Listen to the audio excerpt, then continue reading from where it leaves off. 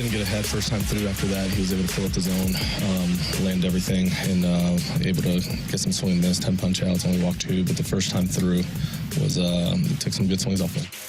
That was Ollie Marmol yesterday via Cardinals TV after the Cardinals loss against the Milwaukee Brewers. Alongside T-Bone, I'm BK. It's BK and Ferrario here on 101 ESPN. T-Bone, we've already been doing this for an hour talking Cardinals. I know. I need a cup of coffee. coffee. We'll have a new edition of the Redbird Report coming out for you guys later on this afternoon. We've got Eric on the 1s and 2s today. Alex out. He'll be back in tomorrow. And then I am out for the rest of the week. Just one show for me this week. Matthew Liberatore yesterday. Eye of the beholder kind of a game. If you want to be positive, you can talk about the strikeouts. If you want to be negative, you can talk about, everything else.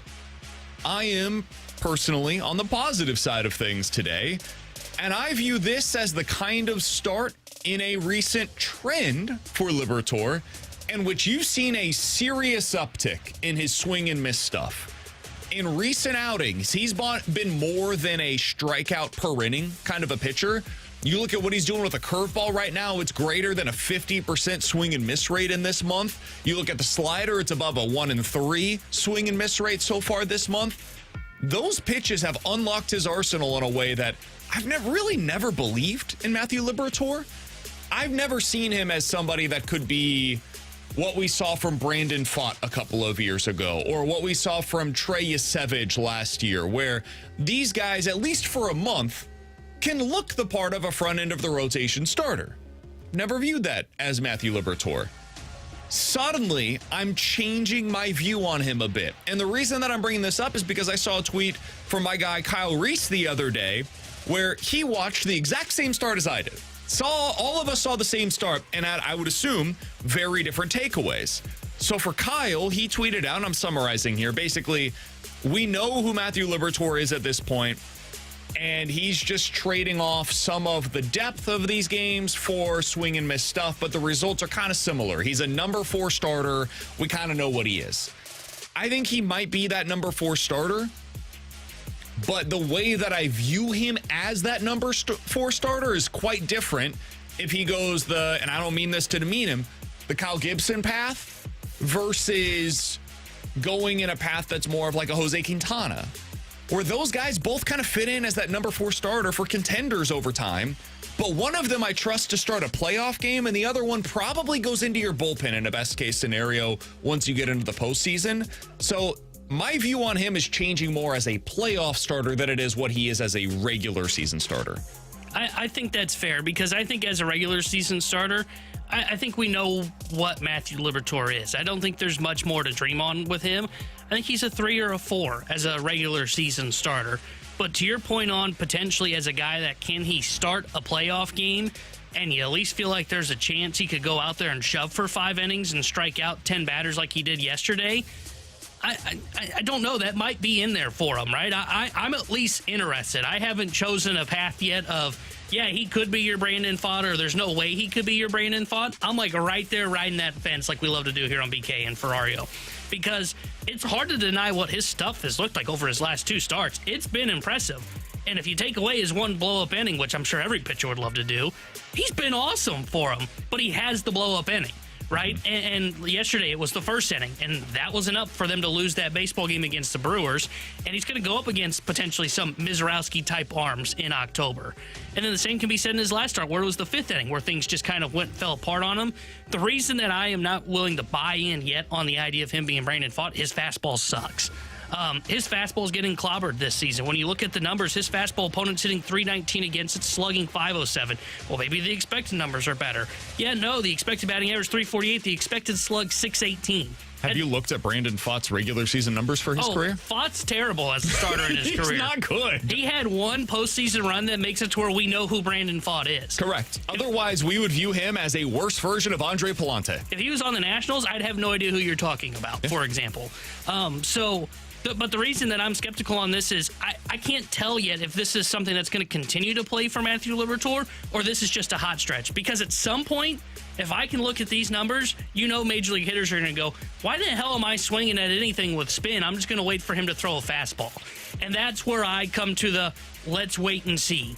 It's intriguing what he's doing, And I like it to where I'm willing to listen to your argument on, okay, maybe he could play up in your rotation as a 3 or a 4 starter for you once you get to October. But I'm not going to deny that he just allows way too much traffic through his outings, and that we've only seen him really spin the baseball this well at this level twice so far this year. I am intrigued. I want to see more of it. I do think he's had some pretty bad batted ball luck lately. And if you start to get positive regression, like in a good way, he starts to have better numbers because he's striking everybody out, doesn't have crazy walk rate, anything like that, I would anticipate the overall numbers come down. Now, I know this is the nerdy numbers that I like to look at, but if you look at his fielding independent ERA in the month of May, it's like a sub 3. Meanwhile, his actual ERA in the month of May is approaching 5. So which one of those do you care more about? It depends. Am I evaluating or am I projecting forward? If I'm evaluating what he's been, I'll look at the ERA. If I'm projecting forward on what this could be, I'm going to look more at the fielding independent numbers, because that should suggest if you keep pitching this way, you keep doing this over time, you're going to see really good results with the way that he has been pitching. Yes, the fastball is terrible. There's no way that I can defend that.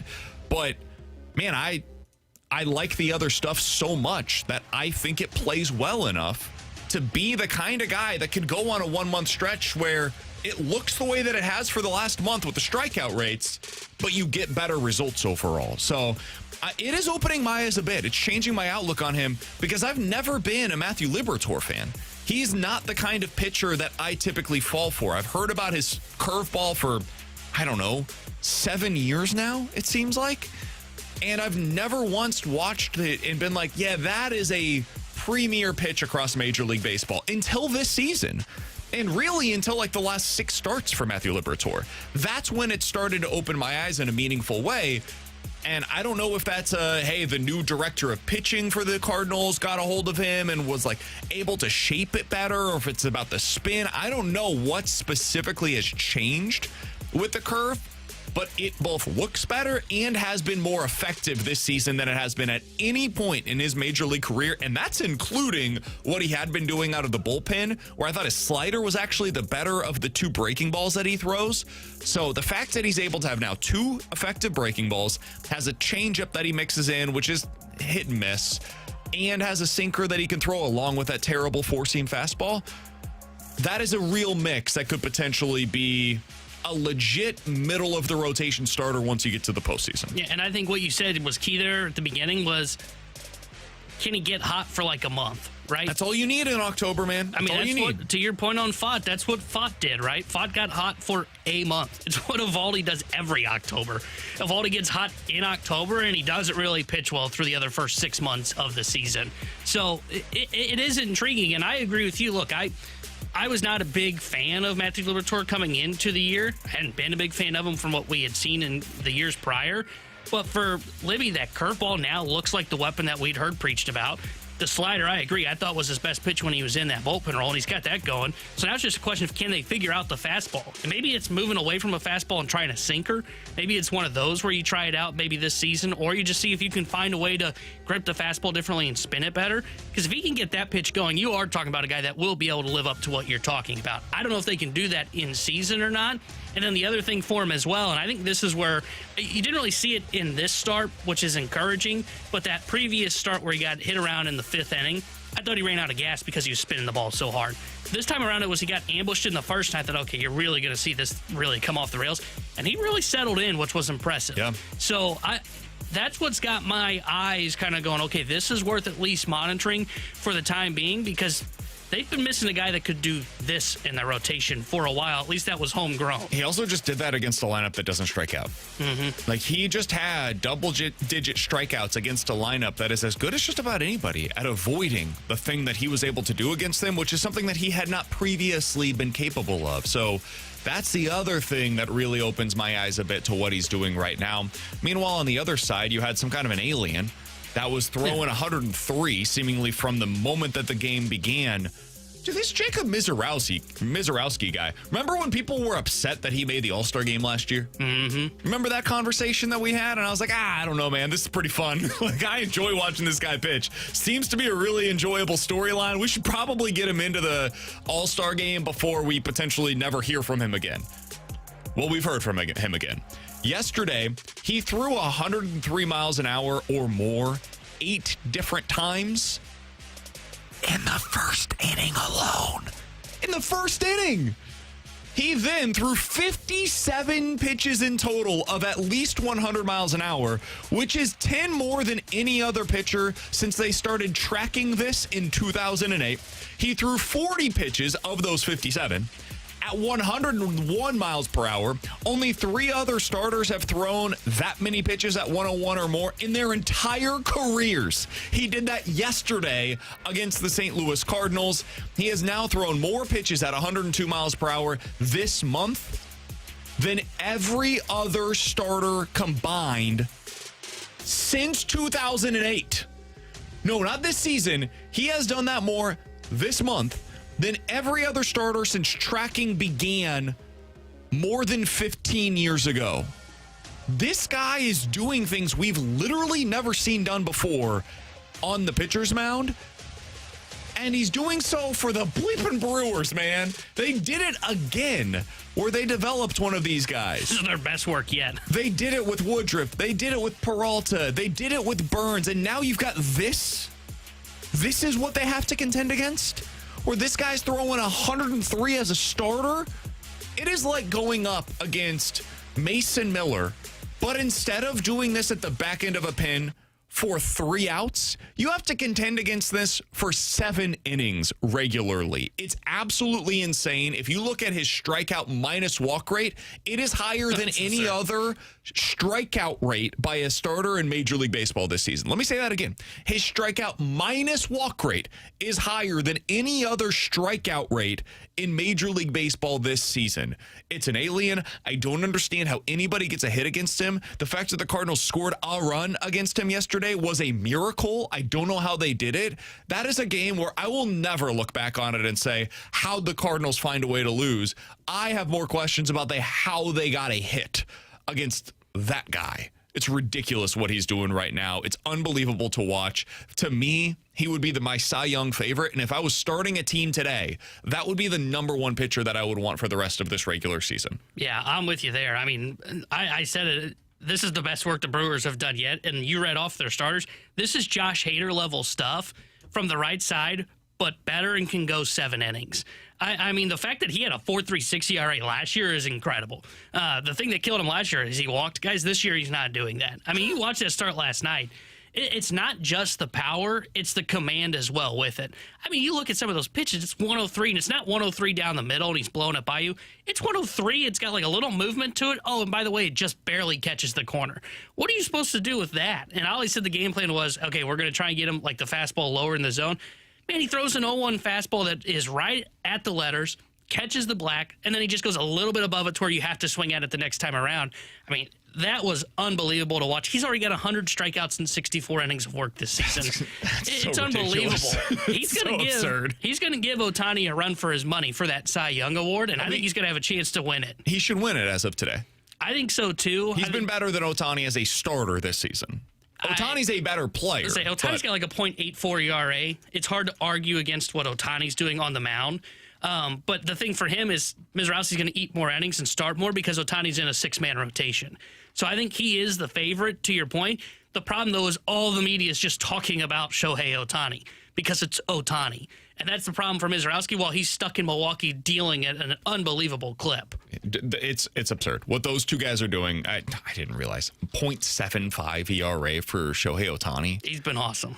My God. I mean, that's like closer type of numbers and would be like the best closer in all of Major League Baseball types of numbers. All right. He's Tanner Hendrickson. I'm Brandon Kiley. It's BK and Ferrario here on 101 ESPN. 314-399-9646. That is the Air Comfort Service text line to get involved in the show. You can check us out on YouTube, as always, at youtube.com/101 ESPN STL. That is where you can get involved in the graveyard chat as well. In 15 minutes, we'll be joined by our guy, Jeremy Rutherford, to talk all things St. Louis Blues. At 12 o'clock, we'll be joined by Derrick Goold, Cardinals beat writer, to talk about some of these injuries, the situations that are taking place right now. What is the timeline for Nathan Church? What's the timeline for Ramon Urias? And are we getting close to Lars Nootbaar's return to the major league level? We'll ask Derrick Goold about that coming up at 12 o'clock. But next, we did see the debut for Brycen Mautz yesterday. It was not the way we anticipated his debut would go. What do we make of it? And how is he fitting into the Cardinals mix the rest of the way? We'll talk about that next here on BK and Ferrario.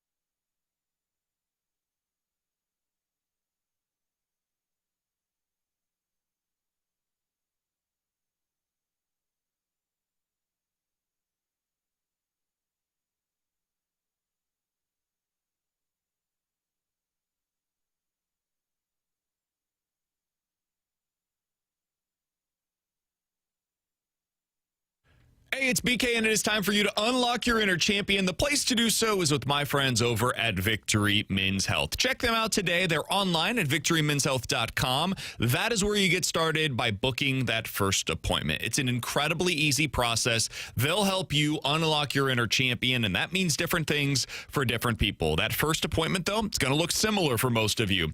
It was similar for me as well. You go in, you get your initial consultation with a licensed medical provider. They will do a comprehensive lab work for you, and that includes 70 or more biomarkers. It is available for you today. You go in and you'll find out exactly where all of those levels are at. Find out where your testosterone levels are at. I also found out where all my micronutrient levels were, and I was able to find out how I could supplement some of those. That's what it meant for me. Maybe for you, it's low testosterone, it's weight loss goals, it's sexual health. Maybe you want to learn more about the red light therapy programs. You can do all of that at Victory Men's Health today. But to do so, book that first appointment online. It's victorymenshealth.com, victorymenshealth.com.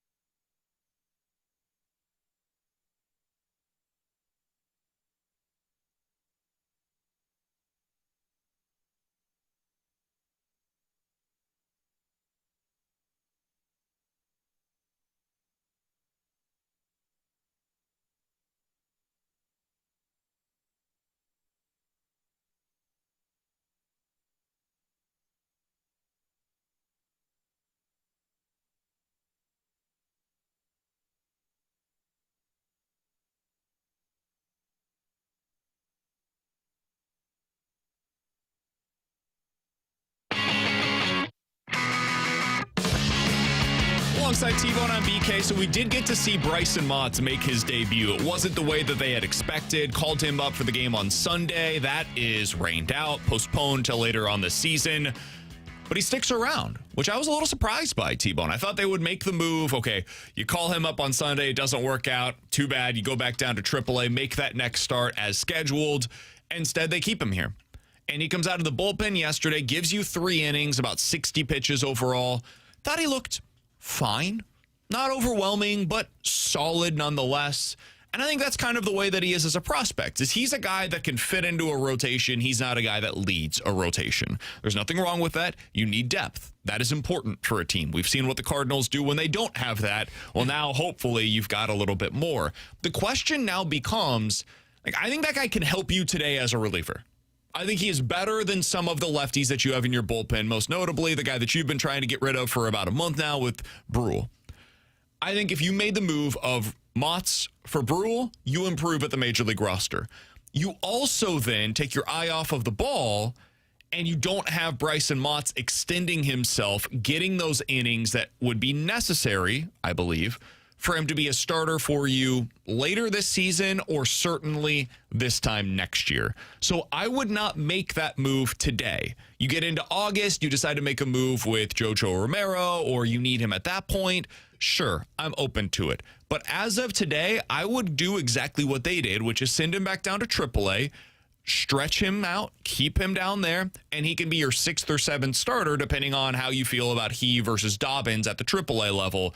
I think they're going about this the right way, even though I don't believe this is the way they would have done this in previous seasons, where they were always going for it in any individual year. What do you think about the plan right now with Brycen Mautz, T-Bone? I'm with you. I think you stick with it to where you send him back down, which they did, and you just have him continue to stretch out as a starter. That way you hope by the time that he's potentially ready to be a starter at the big leagues next year, you don't have to develop him out of the pen and have a potential innings limit, right? Like the goal is probably to get him to, I would guess, around like 140 innings this year. And then next year, by the time if he is ready to be a major league starter, you're looking at a guy that can go potentially like 170, right? Compared to where we saw last year with Libby, and I think you'll probably run into it at some point this year with Leahy, is eventually you get those guys start to hit a wall when they haven't been starters for a while. And you saw that with Libby last year. I wouldn't be shocked if you see that again with Kyle Leahy at some point this year. But I agree. I think this was the first real litmus test as to, okay, are they going to stick with the, hey, we're worried about the future, right? We're going to continue to do what's best for us in the long term, not the short term. And I would say this was really their first big test of that. Because as you saw last night, I agree with you.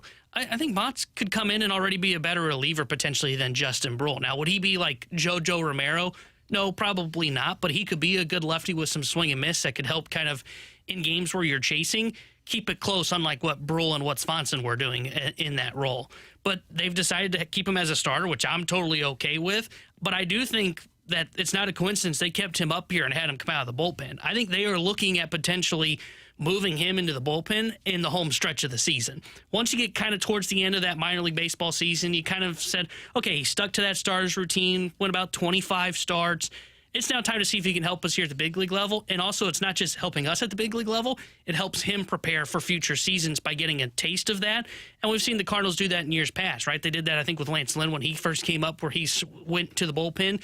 I wouldn't be shocked if he's in the pen by the time we get to September. And I think that yesterday was the first sign of those tea leaves by keeping him up and using him in a relief role. I would also add this. There was no downside to doing it, right? Like what Saturday, they used everybody out of the pen. Sunday, you have the off day. And then yesterday, by using Brycen Mautz, you bought yourself a full off day for your bullpen. So now for the rest of this week, in games that are super meaningful, and listen, let's be real, they probably had a pretty good idea of how that was going to go yesterday, right? Like, you think they knew they weren't scoring more than one? I think they had a pretty good idea that going up against Jacob Misiorowski, it was going to be a tough day for the offense to put together consistent at-bats. That's my guess.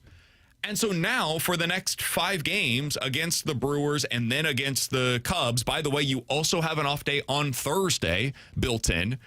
You will have basically a fresh bullpen ready to go for each of the next 2 games with McGreevy and May. My guess is you won't have to need them too much because those guys typically get a little deeper into games. So you'll be able to go back to back with your big guys if you want to. And then going into the weekend, you should basically have everybody ready to go as well.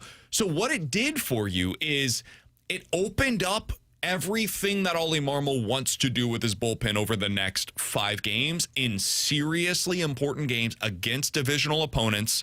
So it also served a need for the team of resting that bullpen and getting these guys back on track. And now you're ready to go for the weekend push. So I think it served a couple of different purposes. 1, what I just mentioned there for the Major League Club. And 2, it did give them that glimpse of what does he look like in a shorter spurt at the Major League level against these hitters. And now, and I think this is super important as well, he got that feedback. How does my stuff play up here? I just went up against a really solid lineup, even if it's not spectacular, a solid lineup. What did my stuff look like against those guys? How did they react to what I'm throwing? Because it's going to be different than the way that AAA hitters are going to react to some of that stuff. And now he has that information to learn from. And now it goes back to AAA, take that, see what it looks like, and continue to hone that craft in.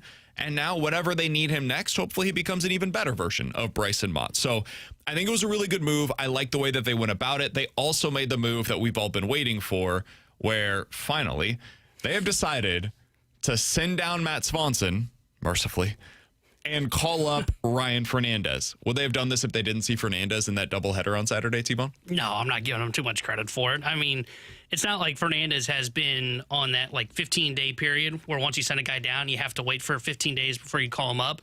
That's been passed for quite a while, and they still hadn't made the move, and they were still defending keeping Swanson up here. So, no, I don't think they were making the move. I'm glad they did it, but they kind of had to do it, right? I mean, you mentioned the bullpen had been kind of burnt out, and Fernandez forced their hand. He looked really good, to his credit, over the weekend. Amazing. That looked like the old Fernandez. 4 strikeouts, 2 innings, had that slider-fastball combo working. I'm glad they did it, but I'm not giving them too much credit, because I don't think if there's a rain out, I don't think we're having this conversation right here today. In fact, it's probably the conversation of why is Swanson still here? They should be calling up Ryan Fernandez. It does make me wonder, why did it take so long? I don't know. I have trouble. This is back-to-back years. I've had trouble understanding their reasoning behind these bullpen moves. These are bullpen arms, man. These guys are fickle. You know, they're not consistent, right? I mean, we see this all the time, and it just goes like that, and it's hard to explain. And with Swanson, there was nothing to suggest, at least from our publicly available data, there was nothing to suggest that this was going to get better. I think it can. I think he'll be fine long term. I think you're going to probably see him go through what we saw with Fernandez a year ago, where it took some time, and now he appears to be back to the guy that we saw 2 years ago. Okay, great. You can contribute at the major league level again, but it took a little bit of time. He got himself right at the AAA level where there's no pressure, and there's not the intensity of going up against major league hitters that are going to beat your brains in every time that you go out there when you don't have your best stuff. Well, that's what's happening to Swanson this season. You have options on him. This is the exact time where you're able to go do this.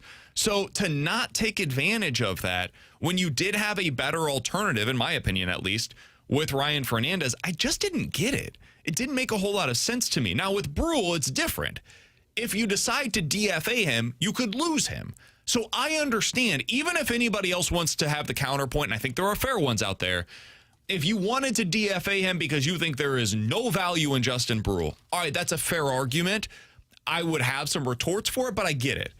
But at least there is a dissenting opinion on it. With Swanson, you can send him down. It's you don't lose him. He's got options. He can go figure it out at the AAA level. You had somebody performing in Ryan Fernandez at the AAA level that can come replace him from the right side. I don't get it. That one didn't make a whole lot of sense to me. Yeah, and I didn't get it. I mean, with Fernandez last year, there wasn't anything under the hood, if I remember correctly, that you could point to and say, well, at least this is going well.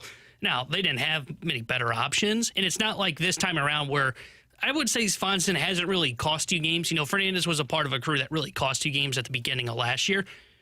But he is the guy that lets the game really get away, right? Like, they've been in situations where it's like 3-1, like yesterday, for example, and they would call on Swanson, you'd leave the inning going, oh, man, it was 3-1, now it's 6-1. I don't really get it.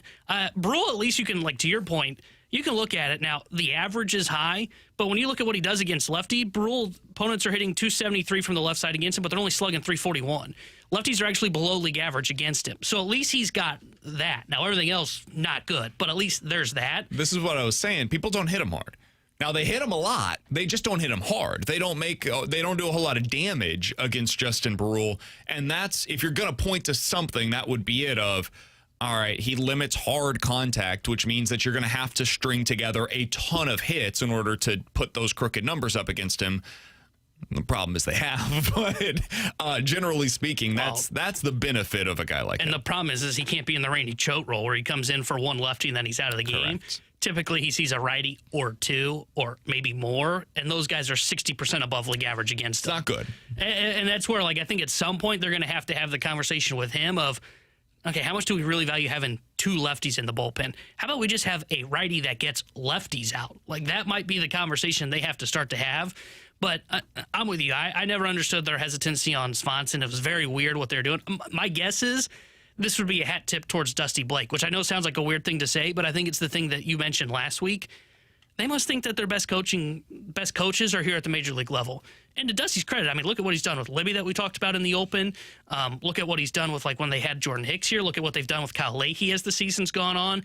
My guess is if you were to put Ollie on Truth Serum, he would say, our best pitching coach is Dusty Blake, and we thought that was the best pass to try and get him right until we got to a point where we just had to make a roster move, mostly because we needed a fresh arm to be with the team in Milwaukee. At least I understand that explanation. That makes sense to me. Like, it passes the logical smell test, whereas anything else doesn't. There's no real other explanation that would make a whole lot of sense to me. And I do think there comes a point in time, and I think we've been there here for like 2 weeks now, in my opinion, where it just, you can't keep doing this. Eventually, you've got to get more out of that. And I would add this, with the way that Ollie has been managing, and I like the way he's been managing this year. I think it's been productive for this team. With the way that he's been managing this season, by pulling some of the starters a little bit earlier than maybe what Cardinals fans would prefer. Again, I like it. I do think that means you're going to need more arms coming out of your bullpen that you trust, because it does wear through these guys, and eventually you're going to have to go to Swanson in a big spot, and we've seen that, and it doesn't go well. And so now you have Fernandez in those situations where you can trust him a heck of a lot more. So I think it both plays into what the Cardinals are trying to do and also what Swanson needs to get accomplished. And he can eat multiple innings, too. Well, Fernandez. 2 innings, yeah. Because, like, when he's in the minor leagues, he's been going a little inning in a third, inning in 2/3. So he can do, like, an up-down as well, which is helpful. And that wasn't saying Swanson couldn't. Swanson could when he was right. Alongside Tanner Hendrickson, I'm Brandon Kiley. Jeremy Rutherford joins us next here on 101 ESPN.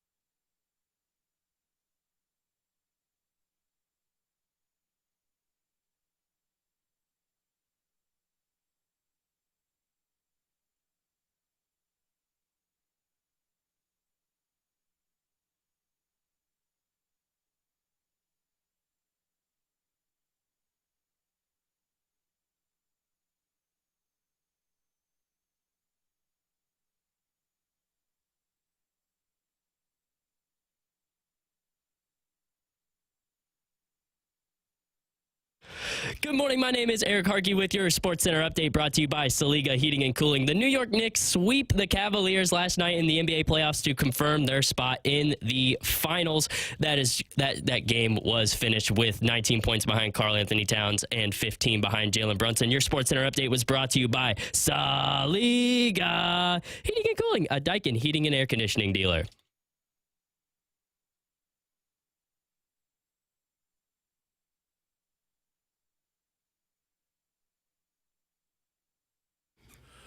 Alongside not Alex Ferrario. Alongside Tanner Hendrickson, I'm Brandon Kiley. Alex out today. He'll be back in tomorrow. I'm out for the rest of the week after this show today. A little bit of vacation mind here on BK and Ferrario. Let's go out to the Callier and Thompson hotline to be joined by our friend, Blues Insider for The Athletic. He's Jeremy Rutherford joining us here on the show. JR had a great piece over at The Athletic over the weekend on Adam Jiricek. Talked to his AHL coach, also talked to some people within the Blues organization. JR, let's start out with that. Adam Jiricek, the title here, he will deserve a long look to make the team's 2026 roster. What did you learn about Jiricek in your conversations with people that know him best?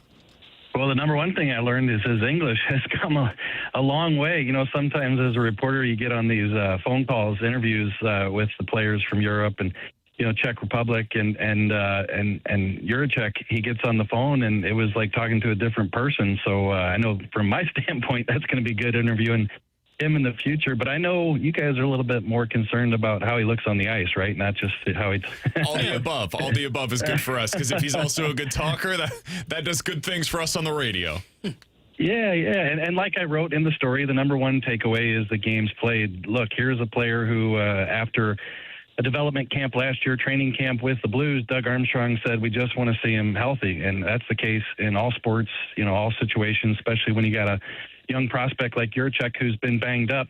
But when he said on the phone, I have not missed a game this year that I could have played for. Now, he missed some games with his junior team, but he was away at the World Juniors and missed some games here and there. But they were all situations where there was, you know, he could not have played. And so injury didn't hold him back this year. And you're talking 90-plus games. And then on top of that, a player who left his junior team, stepped into a playoff race with Springfield, and was playing top four. So I think what Corey Pronman and Scott Wheeler, the prospect gurus at the Athletic, have been telling me for a year or two now, that this guy could be ready sooner than later, was amplified by his season this year. And JR, do you think the plan going into training camp next year is that Adam Jiricek, you can write him in as he's going to make the team for opening night? Yeah, I don't think we're quite there yet. And you guys, I know you had a good interview with Jay McKee, his coach at Brantford, his junior team, a couple months ago. I talked to Jay for this piece too, and I said, Jay, what do you think? You know what it takes. Can he be ready? Can he show in training camp that he can make this team? And he said, I think they have to give him a hard, long look. And I think that's how they're looking at it right now. Does he have the opportunity? Can they think that if he shows it, they can pencil him in? You know, I think that's there for the taking. But if he gets here a little bit, struggles or numbers game, they bring some other D in, and he's just not quite ready to start the season, I think they'd have no problem sending him back to Springfield. But the big picture here is it looks like they have a real legitimate prospect who could be in the top four, maybe even the top pair for 10-plus years. So what does he do to unlock things for this team, JR? Because I know there was the piece earlier today over on The Athletic by your colleague, Dom, who wrote about where they're at on their championship checklist. And one of the things that they were missing was one of those point-producing defensemen. Do you think Jiricek could potentially become that for them? Yeah, I think he could. Just based on what he brings to the table, his skill assets. So can he put up 50 points in the NHL? I don't know yet. You know, no scouts can tell you that yet. But if you look at what he did this year in junior, and you know that he quarterbacks the power play, and then in talking to Jay McKee, he also said, look, we gave him some freedom to get up the ice. And so that obviously leads to points, but he's going to have to be a little more cautious in the NHL. You don't want to put the handcuffs on him. You don't want to hold him back. But, you know, he's not going to be able to go as much as he did with our team here in Brantford. But he said, having said that, Jeremy, he is also a good defender. Like, he can play physical in the corners, down low. It's not like he is a offensive-minded defenseman who can't play any defense. He's just a guy who He plays good at both ends. He's just got to be responsible in his own zone. So I think, to answer your question, that yes, this is a guy who it appears could fill that Blues need that was on that Stanley Cup contender checklist today of a point-producing offensive defenseman. Would this make you more likely to keep Colton Parayko around or to trade Colton Parayko this offseason? I think if I need to give you a good, firm answer, here's my answer. If you have a return like the Buffalo return, I think it's hard to pass up. That was a good young prospect that was coming back and a first-round pick, it appears, and that's just too good to pass up. I don't know if an offer like that is going to come around again. If it does, I think you have to give it a ton of thought. If it doesn't, or there's not one that comes close to it, I think Colton Parayko could mean the world to these young defensemen the next couple of years, and there would be your value. Obviously, Colton Parayko brings you value himself, and, I'm obviously you'd like to see him put up some more points like he did 2 years ago. Obviously, you'd like to see him, maybe play a little more consistently, but I don't have a problem with Colton Parayko being on the roster from that standpoint, but I think what he also brings in his ability to mentor the Theo Lindstein, the Adam Juracek, even the Logan Mailloux, these guys, I think that would be invaluable if he were here another year, another 2 years. JR, another thing that was missing on that checklist that you did with Dom for the Stanley Cup contenders was franchise forward. He had that as a need for the St. Louis Blues. Do you think that they've got someone internally that can fill that, whether it be in the next couple of years, or do you think that's something that they may need to go find externally? Yeah, so that's something that Dom and I talked about, and I got to be totally upfront. This is kind of Dom's series, this Stanley Cup contender checklist, so he kind of runs the show on this. He probably wrote 90% of the article. I did 10%, but we talked about that, Tanner. And, do the Blues have a star forward? They have a star forward and Robert Thomas. Do they have a franchise forward? Some people talk about Robert Thomas could still become that. But if it's not a Robert Thomas, who could it be? I think there's a chance that it could be a Jimmy Snuggerud. But here's the thing. Like, you see the traits, you see the characteristics. Now you got to see the production. We saw it to some extent last year. Now let him get his feet wet. But also, like Doug Armstrong said, he's going to run into other teams circling his number before the game. So even what he did last year, it's going to be more difficult to do next year. And can he, surpass that? So I think it's there for him to be that guy. And if it's not, they do have young players, like a Justin Carbonneau, who could also be that. It's just too early to, start putting that on that tag on them right now. What I've seen over the years, and I realize the NHL changes and, the model's different, things like that, is at some point when you're ready to contend, then you can go out and possibly bring that guy here, free agency, trade, what have you, because A, he sees you're ready to contend, and also you've likely got some money, you're under the cap, and so at some point they might have to go out and get that guy. But the Blues' hope right now is that it is a Carbonneau, it is a Snuggerud, and they don't have to go out and pay, $100 million to bring that guy in. Jeremy Rutherford, our guest here on 101 ESPN. Find his great work over at The Athletic. That's where you can find the Blues championship contention checklist as well from his colleague Dom. JR, the only things that were lacking on this are franchise forward, scoring defenseman, and defensive defenseman. Now, we mentioned you could potentially have the internal answer there to the scoring defenseman with Juracek. Maybe there is somebody that they believe can be that defensive defenseman. You could also find that guy on the market. It's not super difficult to find, whether that's via trade or free agency. So really that leaves that franchise forward spot that's potentially open. Are you surprised by how many of these pieces the Blues already seem to have in the fold? Not really surprised. What's funny is when Dom sent me the graphic and showed what the Blues had according to his model and what they didn't have, he said, Jeremy, they've got a lot. Like, this is pretty nicely set up. And I agreed with him. And, over the years, like, I got to be honest here, you go back to Perron, Berglund, Oshie, come grow with us. Sometimes you kind of get wrapped up in the younger players and you learn over the years that, they don't all live up to the billing. And then 6 years later, you're saying, okay, well, they didn't pan out quite like you thought. And now, who's next? Who can the Blues bring in that can be that guy? And so, I want to be upfront. Maybe it is or isn't Snuggerud. Maybe it isn't Carbonneau. But the Blues, I think, if you look at their roster and the way it's laid out in this article, they do have a lot of parts that fit what you need to take it to the next level with a Hofer, with a Broberg, with a Holloway, Thomas, Snuggerud, with these guys coming in. So I was not kind of surprised, but, I just have to say that I really like what the Blues have here, and that's how I'm seeing it right now. And, they just have to go out and show it. Are you thinking this way in 2 years? Nobody can tell you that till we get there. JR, final question from me. One of those teams, if you're going to become a cup contender, you're going to have to get through is the Colorado Avalanche. And they are now down 3-0 to the Vegas Golden Knights. Is there something that you think the Blues can take away from what Vegas has done for the way that they've been able to just potentially pull off this sweep of the Colorado Avalanche in terms of how they're going to build this thing moving forward?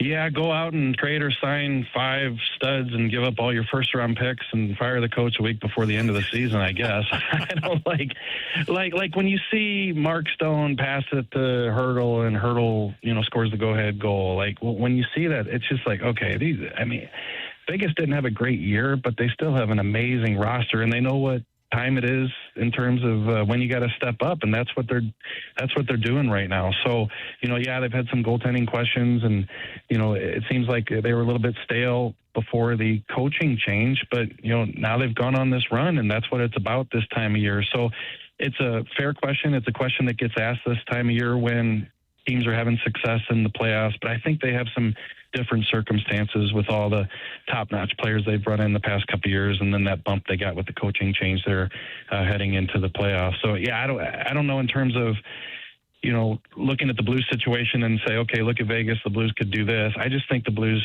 as I said in the article today, they just need to stay the course. They've got some good pieces.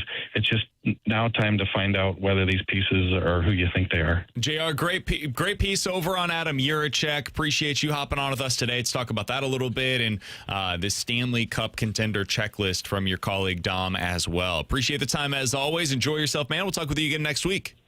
Yeah, thanks, guys. You got it. That's Jeremy Rutherford, Blues Insider for The Athletic, joining us as he does each and every Tuesday here on BK and Ferrario. Mitch Marner with 21 points and a plus 13 so far in the playoffs. I think that helps. Thought he wasn't a playoff performer. Running into Colorado as Cale Makar is out for, it seems like, most of the series, and now they've got a banged-up version of McKinnon as well. That doesn't hurt. You add in all of the size that they have defensively. You have some big-time performers and young guys that have stepped up in the playoffs. I mean, that's the Vegas Golden Knights story. Have the stars and then add in some supplementary talent behind them. Yeah, my thing is have the stars and then look at the defense, right? Yep. I mean, you mentioned that their size is unbelievable. The way that they've shut down that Colorado offense. Look, I get it. They are banged up. Everybody's banged up, though, at this time of the year. And the fact that they've just been able to shut them down is impressive. I think, Alex has brought this up about the Golden Knights in the past. I think you can't replicate what they have and what they're building because you're not Vegas. No offense, St. Louis.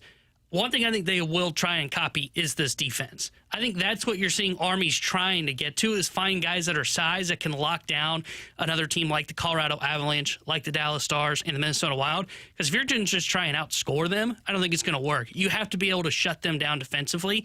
And I think that's why it's no secret every time we talk about a trade, Army's targeting defense when it comes to that conversation. Their top 4D, Shea Theodore, 6'2", 200 pounds. Noah Hannafin, 6'3", 205. Rasmus Anderson, 6'1", 205. Braden McNabb, 6'4", 215. They've got tree trunks that are out there playing on their blue line. Coming up in about 15 minutes, we'll be joined by our friend and the Cardinals beat writer Derrick Goold as he joins us each and every Tuesday as well. But next, 314-399-9646. That is the Air Comfort Service text line for questions and answers on 101 ESPN.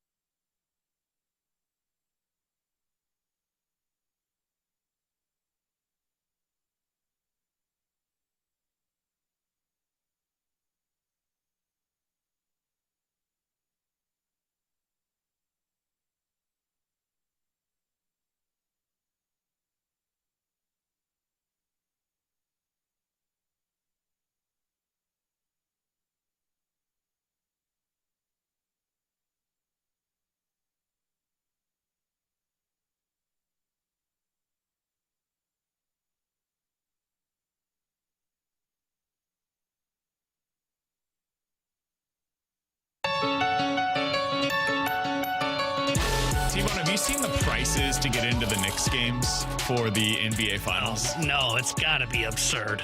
Any guesses? Game 3, June the 8th. Knicks return home after sweeping the Eastern Conference Finals. You could go see the New York Knickerbockers at Madison Square Garden for the price of $10,000. cheapest ticket to get in, $3,500 nosebleeds, 400 level section. Wow. Yep. If you want to get like a good deal on a ticket, you're talking $4,000 for the 200 level. If you want to sit down low, $10K or above. Jeez.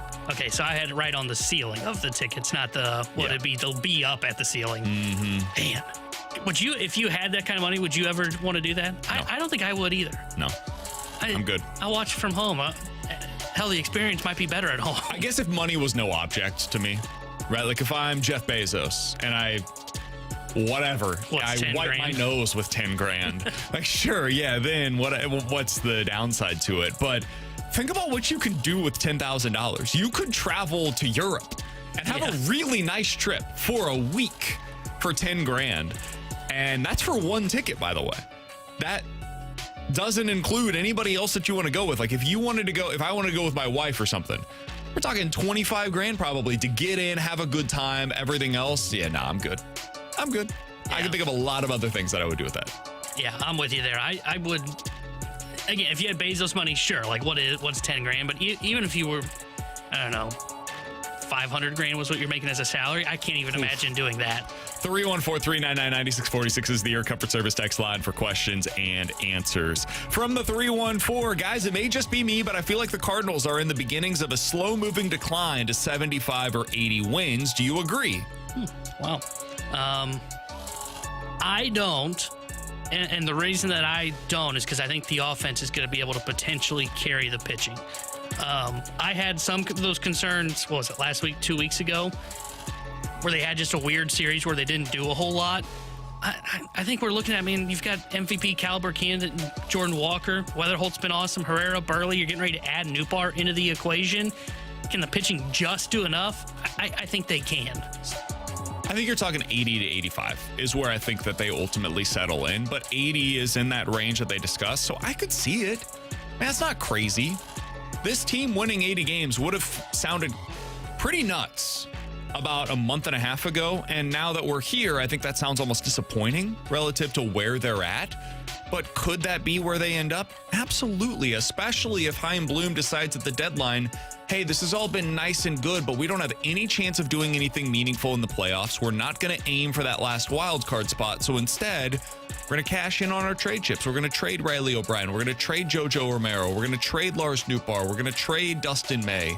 We're going to get the assets in return, and then we'll hopefully go on a more sustained run in 27 and beyond. And we're going to build around JJ and Walker and Burleson and Herrera, etc. So if that happens, I could see 80-ish wins. So I don't think that they're on the slow decline to 75 or below, but 80, I could see it. Yeah, I don't know if I see it from them, man. I look at them and I go, they look like a playoff team in this National League. And if you're to say 80 wins, that's not a playoff team. Like, it's going to take being above 500 to get to that. And I just don't see anybody that's going to knock them down to that peg, right? Everybody across the National League, for the most part, has been kind of disappointing outside the NL Central and the Dodgers and Braves. I agree, but the Phillies could do it. The Brewers, I think, are the class of the NL Central. I know that the pitching thing is an issue, but eventually I think the Cubs will potentially hit more. Dodgers are good. Padres are going to be fine. And I think the Diamondbacks could be the team. So you add all that up, there's your playoff teams. Cardinals push to the outside looking in, and boom, you're not a playoff team in that scenario. Do I think that's for sure going to happen? No, but I think it's very much in play for the Cardinals this season. From the 314, guys, did you see the Darren Drager report that the Blues are aggressive in trying to move up in the NHL draft? Mentioned San Jose specifically. I did. We'll talk about that a little bit later on today. I think everything you're hearing from the Blues and everything you're hearing in the media suggests that they want to move up in this year's draft. Now, when we talk to other NHL draft analysts, they're like, I don't know if you need to. But the Blues seem to want to do that. Then it becomes a question of how. What is the package that gets you to that number 2 overall pick, or at least into the top 4 or 5? that seems to be as clear as mud right now. I don't have a good answer for you. Well, and then the other thing that I think you have to ask is, well, how high do they want to jump to, right? I'm sure that they are aggressively pursuing to maybe move up to like 2, 3, or 4. But if they can't get those picks, which I don't think they're going to be able to, do they have an appetite to move up to 5? You know, I think there can be a lot of smoke around this where, sure, teams like the Sharks are listening on their pick, but they're listening for the Godfather offer, and if they don't get it, they're not moving on. And if that's the case, like once you get to that 5 through 11 discussion, then I wonder if the Blues do see someone that's worth moving up. 314-399-9646 is the Air Comfort Service text line. The last one here before we get to Derrick Goold on the other side, Cardinals beat writer for the St. Louis Post-Dispatch. The big old bub is the texter. Is Liam Doyle the Cardinals closer by the end of this season? I would be very surprised by that. No, I would be as well. He's not going to be there close by the end of the year. I'm not even sure he's going to be in the big leagues by the end of the year. I don't think he will be, and I think there's 2 reasons why. 1, there's no real need to do that. 2, if you keep him off of the 40-man roster the rest of the way, you could potentially have him play next year if there is any kind of a work stoppage at the major league level. Because the only guys that, at least my understanding of this, the guys that would be affected by that are the players that are on the 40-man.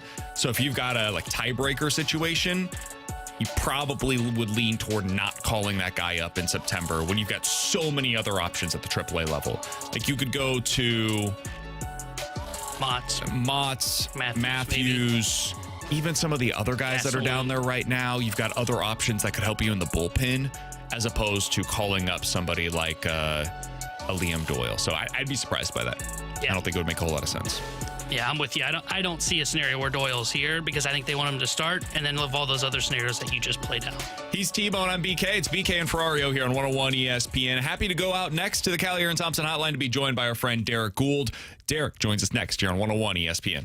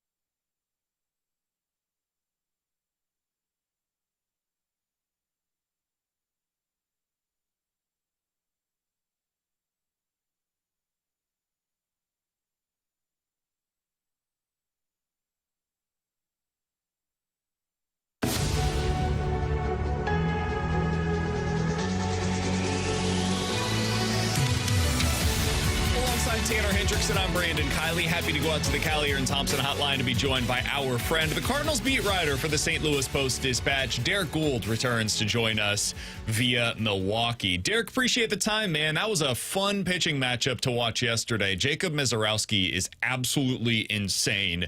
You've been covering this league for a very, very long time. Oh, thanks for that. You've seen a lot of pitching matchups, is the way that I would describe it. Where did that one stack up for you in terms of what Misiorowski was throwing yesterday? Jacob Misiorowski is on my short list. Yesterday, his outing yesterday is on my short list for the most dominant pitches I've seen covering the sport. I mean, 103 for the first 6 pitches, 91 mile an hour curveball in the first inning, 97 mile an hour cutter slider thing. I have not seen the ease with which he overpowered the Cardinals.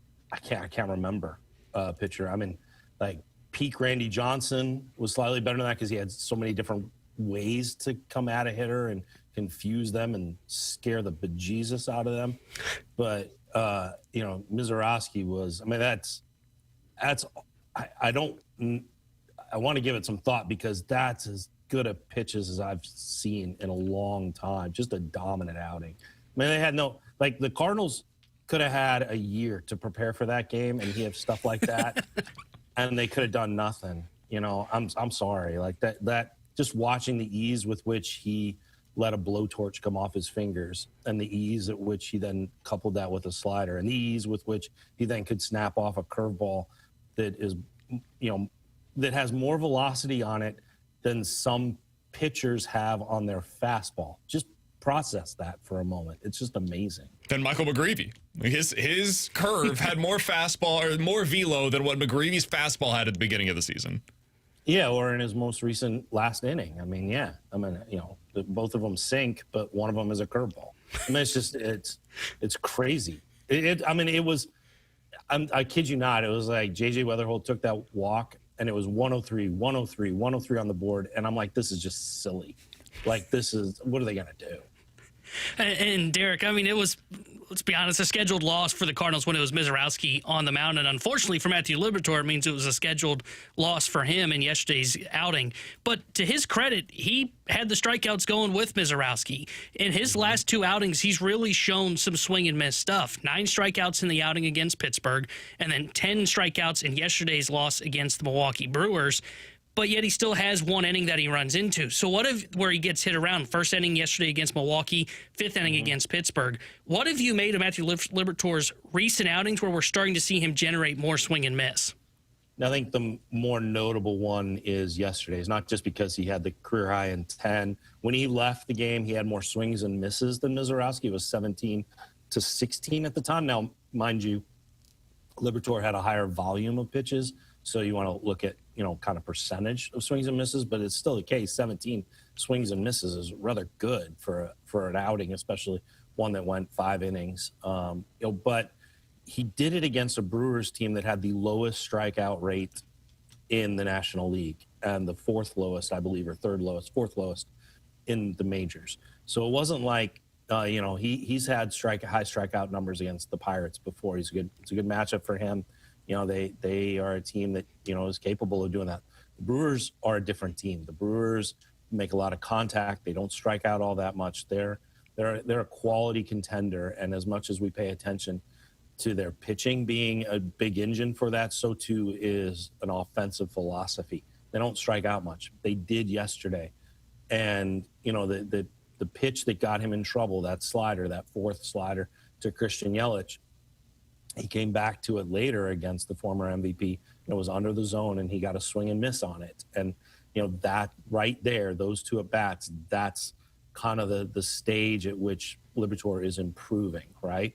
Is if he hadn't shown Liberatore, or if he hadn't shown Yelich that 4th slider, say he does throw a slider below the zone, right? Yelich had swung and missed on it already in that at-bat, and he did later on. So maybe that works out for him.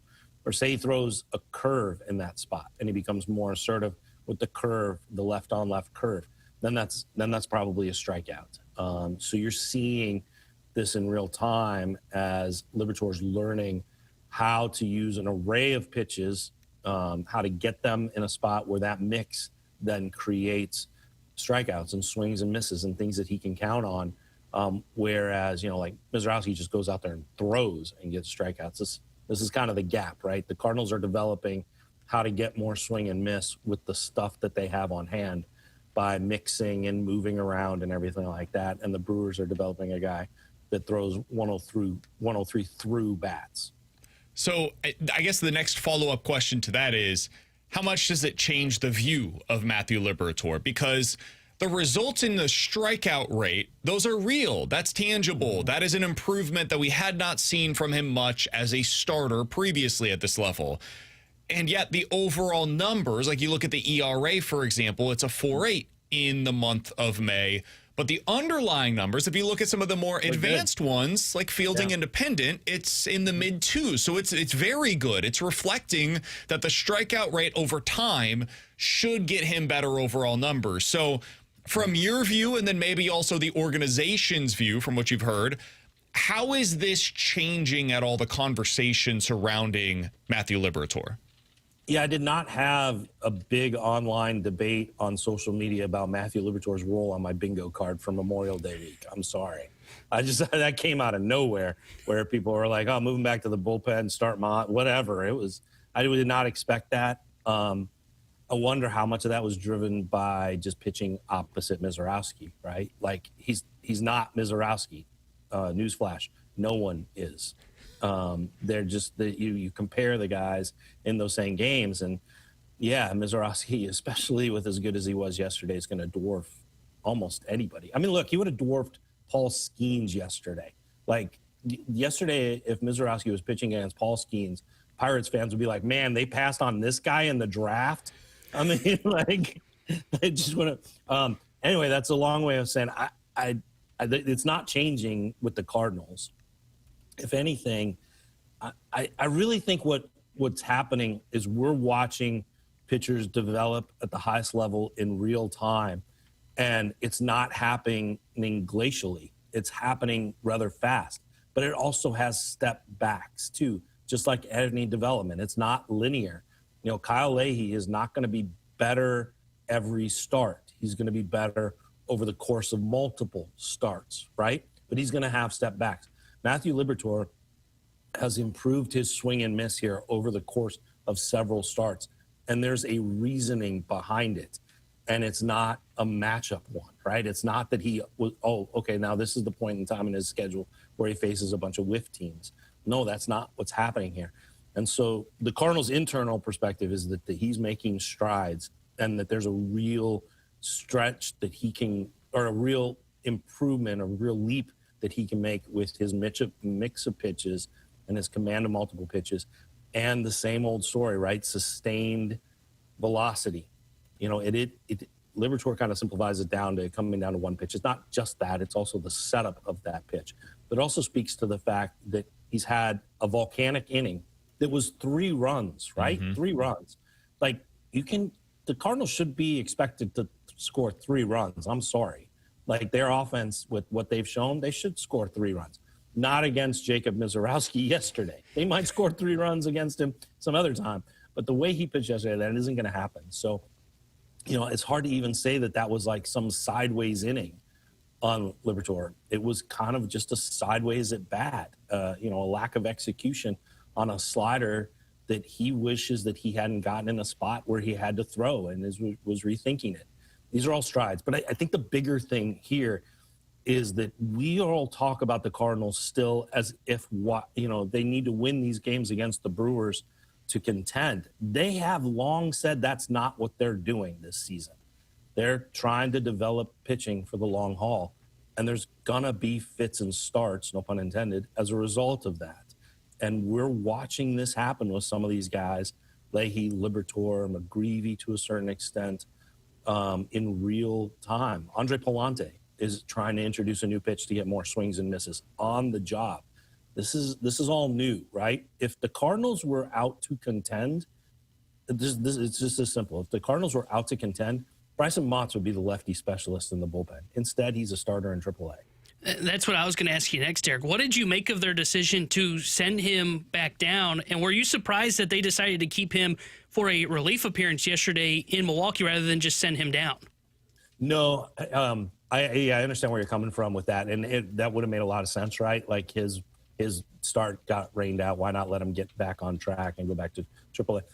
The day off in the AAA schedule kind of allows for them to use him Monday and not have it disrupt his starts too much, right? So I know that the Cardinals were curious about what he would look like in relief, and the game didn't play out this way, but they had the chance that, say, that game goes another direction, that Mautz would have had a shot, like an opportunity against like Yelich or Turner, and they would have seen how he does in that lefty leverage spot. Say it happens earlier in the game, or you could have switched some of their hitters and still had some, a Mautz out there to face him.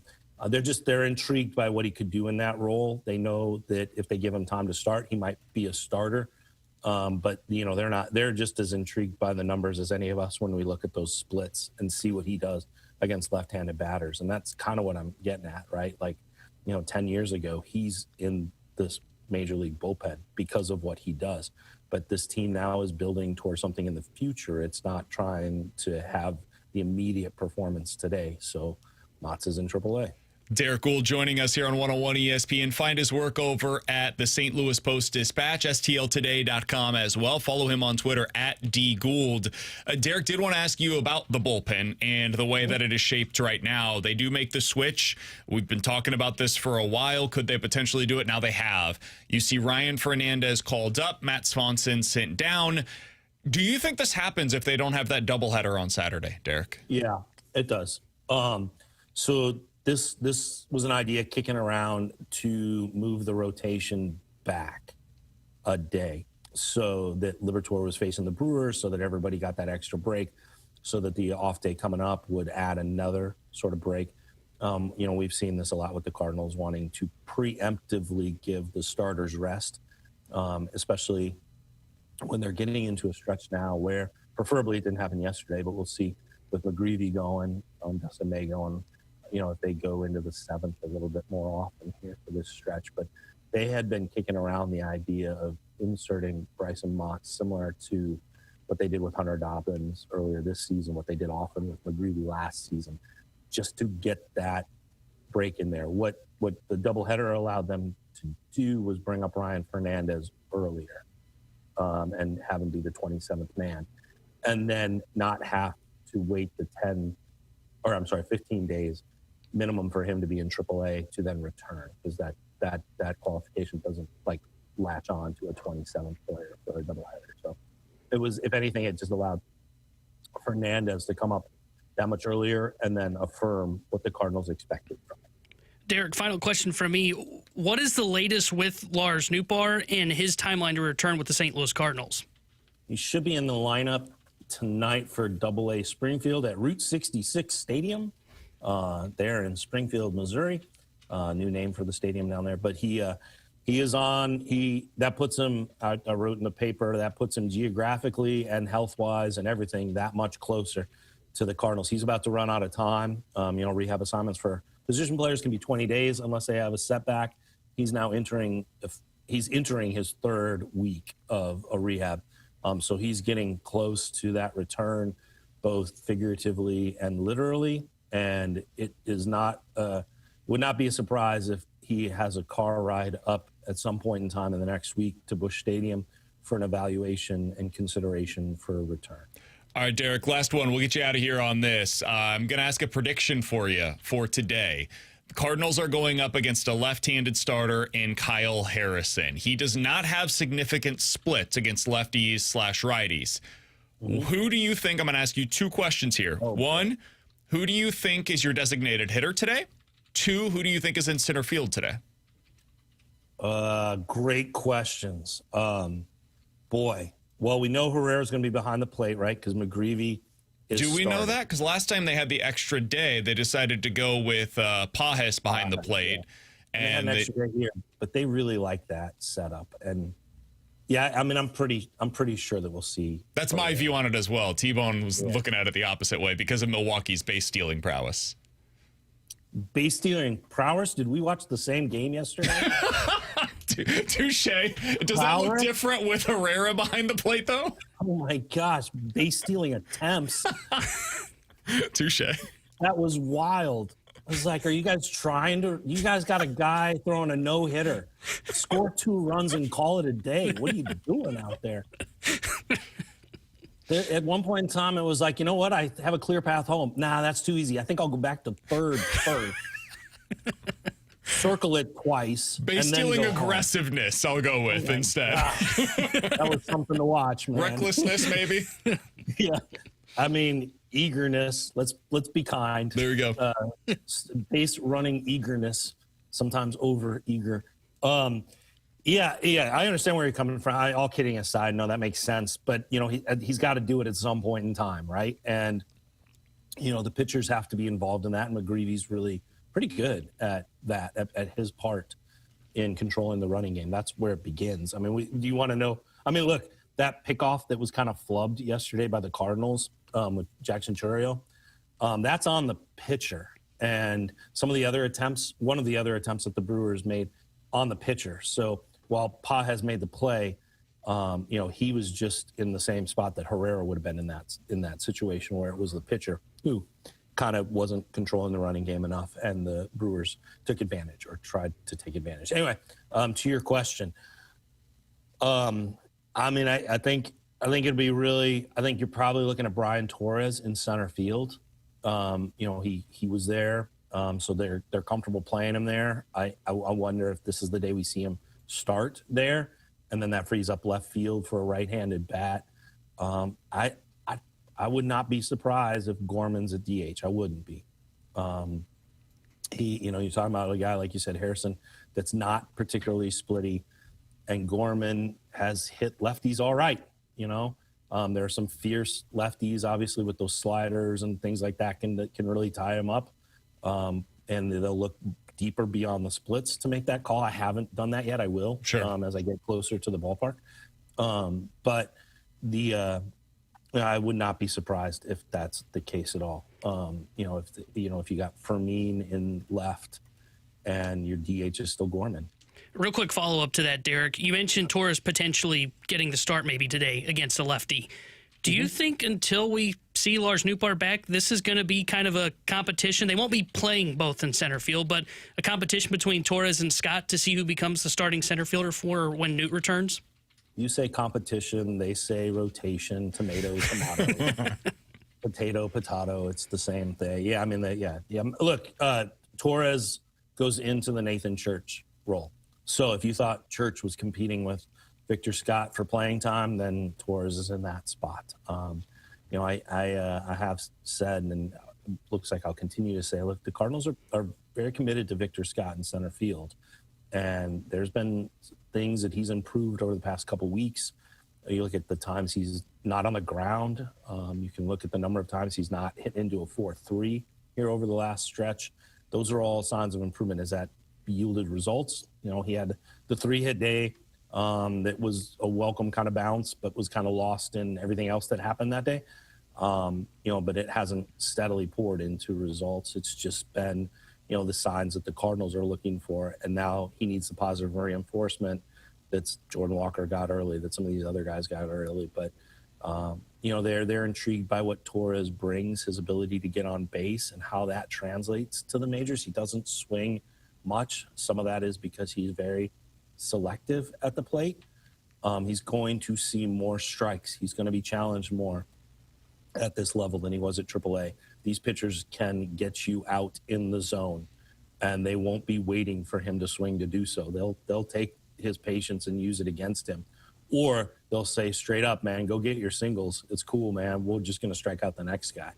So we'll see how that plays. It should be very interesting. The Cardinals want to give him some time, similar to like what they were doing with Church, to show what he can do at this level with that approach. Cardinals back in action this evening against the Brewers. This weekend, they return home against the Chicago Cubs. We'll see what the tarps off movement looks like for that at Busch Stadium. Derrick Goold will be there to chronicle all of it. Everywhere. What the heck?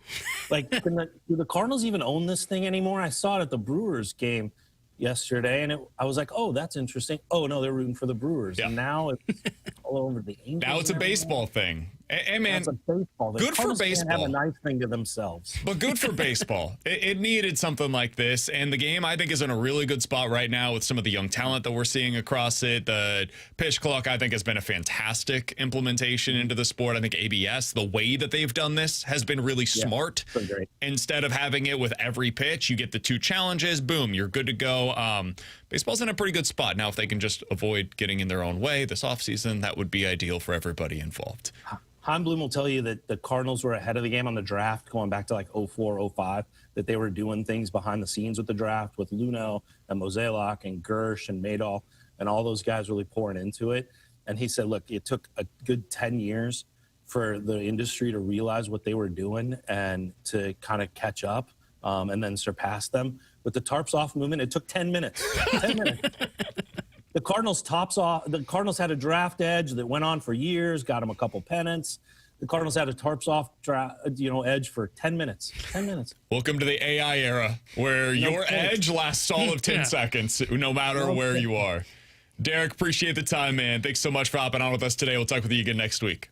All right, sounds good, guys. Enjoy the game. Take it easy. That's Derrick Goold. Appreciate his time as always. Find his great work over at the St. Louis Post-Dispatch, also online at stltoday.com. You can follow him on Twitter at @DGould. I'm really curious to see what they decide to do with the lineup today. If you go with the lineup that he was talking about there, and you do have Nolan Gorman at DH, who's your third baseman? If you're putting Fermin in left, you've got Torres in center. Sajasi getting another start? I guess, because I don't think you'd go Prieto left on left. What do you think about Pozo as your DH today instead? See, I wondered if they would catch him today. And I know that sounds wild. I mean, I'm not opposed to him DHing, but the reason I say would they maybe catch him is then you avoid 3 straight days with Pajes behind the plate. And as we saw with Pozo in that game against Cincinnati when he had to fill in, he's got a pretty good arm to throw guys out at second base. So either DH or catcher, I wouldn't be opposed to it, and I wouldn't be shocked that we see it. Another one I thought about, but they've had plenty of off days, so I don't think they would do it. Maybe him at first, but because you've had so many off days, I don't think you're going to sit Also, early. there's not significant splits for this specific left-handed pitcher. So in that scenario, I just don't want to sit Alec Burleson. And you've got an off day coming up on Thursday as well. So you don't have like this stretch of 17 games in 17 days where if that happened, maybe you talk about doing something like that. You've got basically like one spot in your lineup right now that you don't feel great about. If Newt was back, well, this ceases to become a conversation. If Church was even back, if he was still around, you just put him in center. You've got Torres in left, and now you've got that extra spot that you don't have to worry about either. But you've got like one too many injuries right now to be able to handle. And Urias, that's another one. Yeah. If he was in there, you could put him at third. Gorman goes to DH, and now you've got the whole lineup set. But you're kind of missing one more dude in your lineup right now, and they're getting closer, but not quite there. All right, coming up in about 15 minutes, we'll dive into the junk drawer, but next, do want to talk a little bit more about your St. Louis Cardinals. They have, according to one national analyst, multiple top 6 MVP candidates in the National League. We'll talk about it next year on 101 ESPN.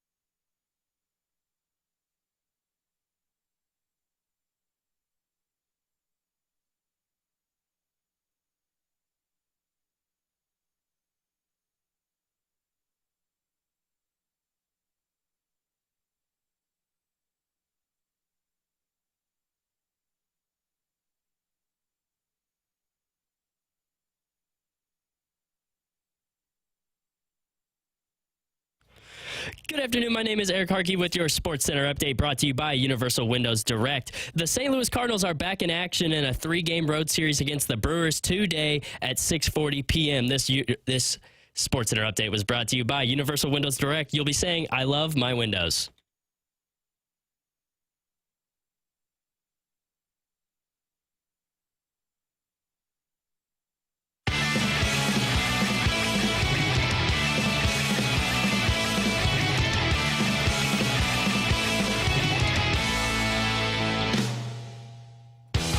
One national analyst, the Cardinals have 2 of the top 6 MVP candidates at this point in the season. I was reading over on ESPN.com. According to this piece, the front runner as of today in the National League to win the MVP is Shohei Ohtani. Nobody else is eligible. Come on, let's be real. The guy has a sub-1 ERA, and he's also one of the best hitters in Major League Baseball. I hate to change a rule because of Ohtani and all, but I think pitchers shouldn't be eligible to win the MVP, and we should judge them just off hitting. And if you do that, have you always believed that, or I think that should probably be the case. Rule? I guess that's a fair question. I think it probably should be a rule because Cy Young is for pitchers, right? So I think the MVP should be held more for just like most valuable batter than most valuable player. And now it helps with Ohtani because if you were doing that, then I don't think he wins the MVP. He's not been as good a bat this season, but I wouldn't have mind if that was a rule in the first place anyways. I'm open to best hitter, best pitcher, and then MVP. Like, I think you almost create a new category for best position player, the way that you have with Cy Young. And then the MVP is just the best overall player that season, right? Like, you've got this in hockey where you've got, the best defenseman is the Norris Trophy winner, right? And you've got the Selke Trophy, which is the best defensive forward in the league. So I think you could do something like that if you wanted to expand what the overall awards ceremony includes. But for right now, it is the MVP, which also includes pitching. And that means Shohei Ohtani is the front runner as of today. The next guys in line, according to this piece on ESPN.com, include number 2, Corbin Carroll. He's been fantastic this season. Number 3, Jordan Walker of the St. Louis Cardinals. Number 4, Bryce Terang, because of course. Number 5, Matt Olson. And number 6, how about this, T-Bone? J.J. Weatherholt, who as of today, according to the same piece, would be the leader in the clubhouse to win National League Rookie of the Year. Now, I want to start out with J.J. because we've had a lot of conversations on Walker. It's no surprise that he's in the top 5 of this list. When you think about J.J. Weatherholt in the season that he's putting together, did you have him in that kind of company where he is a top 10 MVP candidate? No. Set aside expectations, set aside anything else. Like, do you feel that way as you're watching J.J. Weatherholt right now?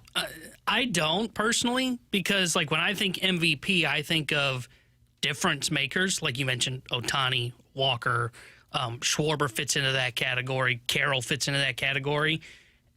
And I don't feel that way about Weatherholt. I feel like a table setter, but I don't know if I would call a table setter an MVP candidate. I was shocked to see that his name was on this high. But it makes sense, like, when you look at the numbers, like, his WAR would help project him towards that. But me personally, like, I wouldn't put him, like, top 10 in MVP voting as of today. I wouldn't either. But you look at the overall value that he brings to the table, I get where you arrive at that place. I mean, I know you hate this number, but his wins above replacement number is representative of what he's doing defensively, what he does on the bases, where he already has 6 stolen bases this year, does not have a caught stealing, is also just overall a good base runner. So even some of the other stuff beyond the stolen base number, extra bases, all of that are taken on the base paths, he's really good in all of those areas. He's on pace this season right now for 28 home runs on the year. He's on pace right now to score 115 runs as well on his own as a leadoff hitter, and he's still getting on base 36% of the time. I get how you end up seeing him as a highly valuable player. Top 6 in Major League or top 6 in the National League. That seems aggressive to me, but it also speaks to where the Cardinals are at right now. This is how you become the team that we've been talking about. Because for so long, they've been lacking this. This is exactly what they've been missing. MVP candidates with the supplementary talent. They've had a couple of seasons where, hey, we've got, Nolan Arenado, Paul Goldschmidt, but you didn't have the supplementary talent on some of that team. You look at it this year, now you're starting to piece all of that stuff together. Are they a little light at the back end of this lineup right now? Yes. I think that will improve when Lars Nootbaar gets back. I think that will improve when Ramon Urias works his way back. Nathan Church gets back as well. And maybe whenever you're able to call up some of these guys from AAA, the depth of the roster starts to look a little bit better. But man, this reflects what we've seen so far this season and what has changed for the lineup. It's two new guys that are producing in a way that's top 10 in the National League, where both of them, we had legitimate questions on how good they would be in 2026. Yeah, I mean, I really thought Weatherholt was going to significantly struggle in his first year, right? I mean, I did too. You were the guy that would say, hey, could he be like 10% above league average? I was like, whoa, calm down over there, Brandon. I'm thinking like 10% below league average would be a win. It's impressive what they've been able to build with this roster because, and I think this is more of the Walker conversation, and I think this is how you fit him into the MVP conversation. Now everything just feels like it falls into place so much easier, right? And I can kind of see where the puzzle's trying to be built for what the Cardinals are trying to do. You know, this is the conversation when we'd have in the offseason of like, well, this lineup could be interesting with Ferrario and Burley. I go, yeah, but they're not 30 home run, 100 RBI guys, and you're asking them to hit where they don't probably belong in a lineup. And now that you've got Walker kind of solidifying himself as a cleanup hitter, I can look at the lineup and go, yeah, probably missing a bat to help him out. But Herrera's not really hitting out of place. He's probably in the right spot in this lineup. Weatherholt's definitely not out of place. That guy's a leadoff hitter. Yep. Burley's probably the guy I would say is maybe a little misplaced. He probably preferably would want in that 5 spot. But he can suffice as a 3-hole hitter for you since you've got Walker behind him to clean up everything. Everything just feels easier to picture as to where the build is going, right? This is the problem I've had at times with like the Blues, for example. Sometimes I don't know where the build is going because their best players don't live up to expectations. Looking at Robert Thomas, for example. Thomas doesn't show up for the first 3 months, and then I go, well, I don't know where this build is going because I'm not sure Thomas is that franchise center. I don't have that question on the offensive side of things for the Cardinals. You can have that question on the pitching side, but I don't feel that way about this lineup. I can see where they're starting to construct this thing. So here's a follow-up question. I saw Redbird Rants. I'll give them the credit for this because they threw this out there on Twitter. What would Jordan Walker have to do in order to actually win this award?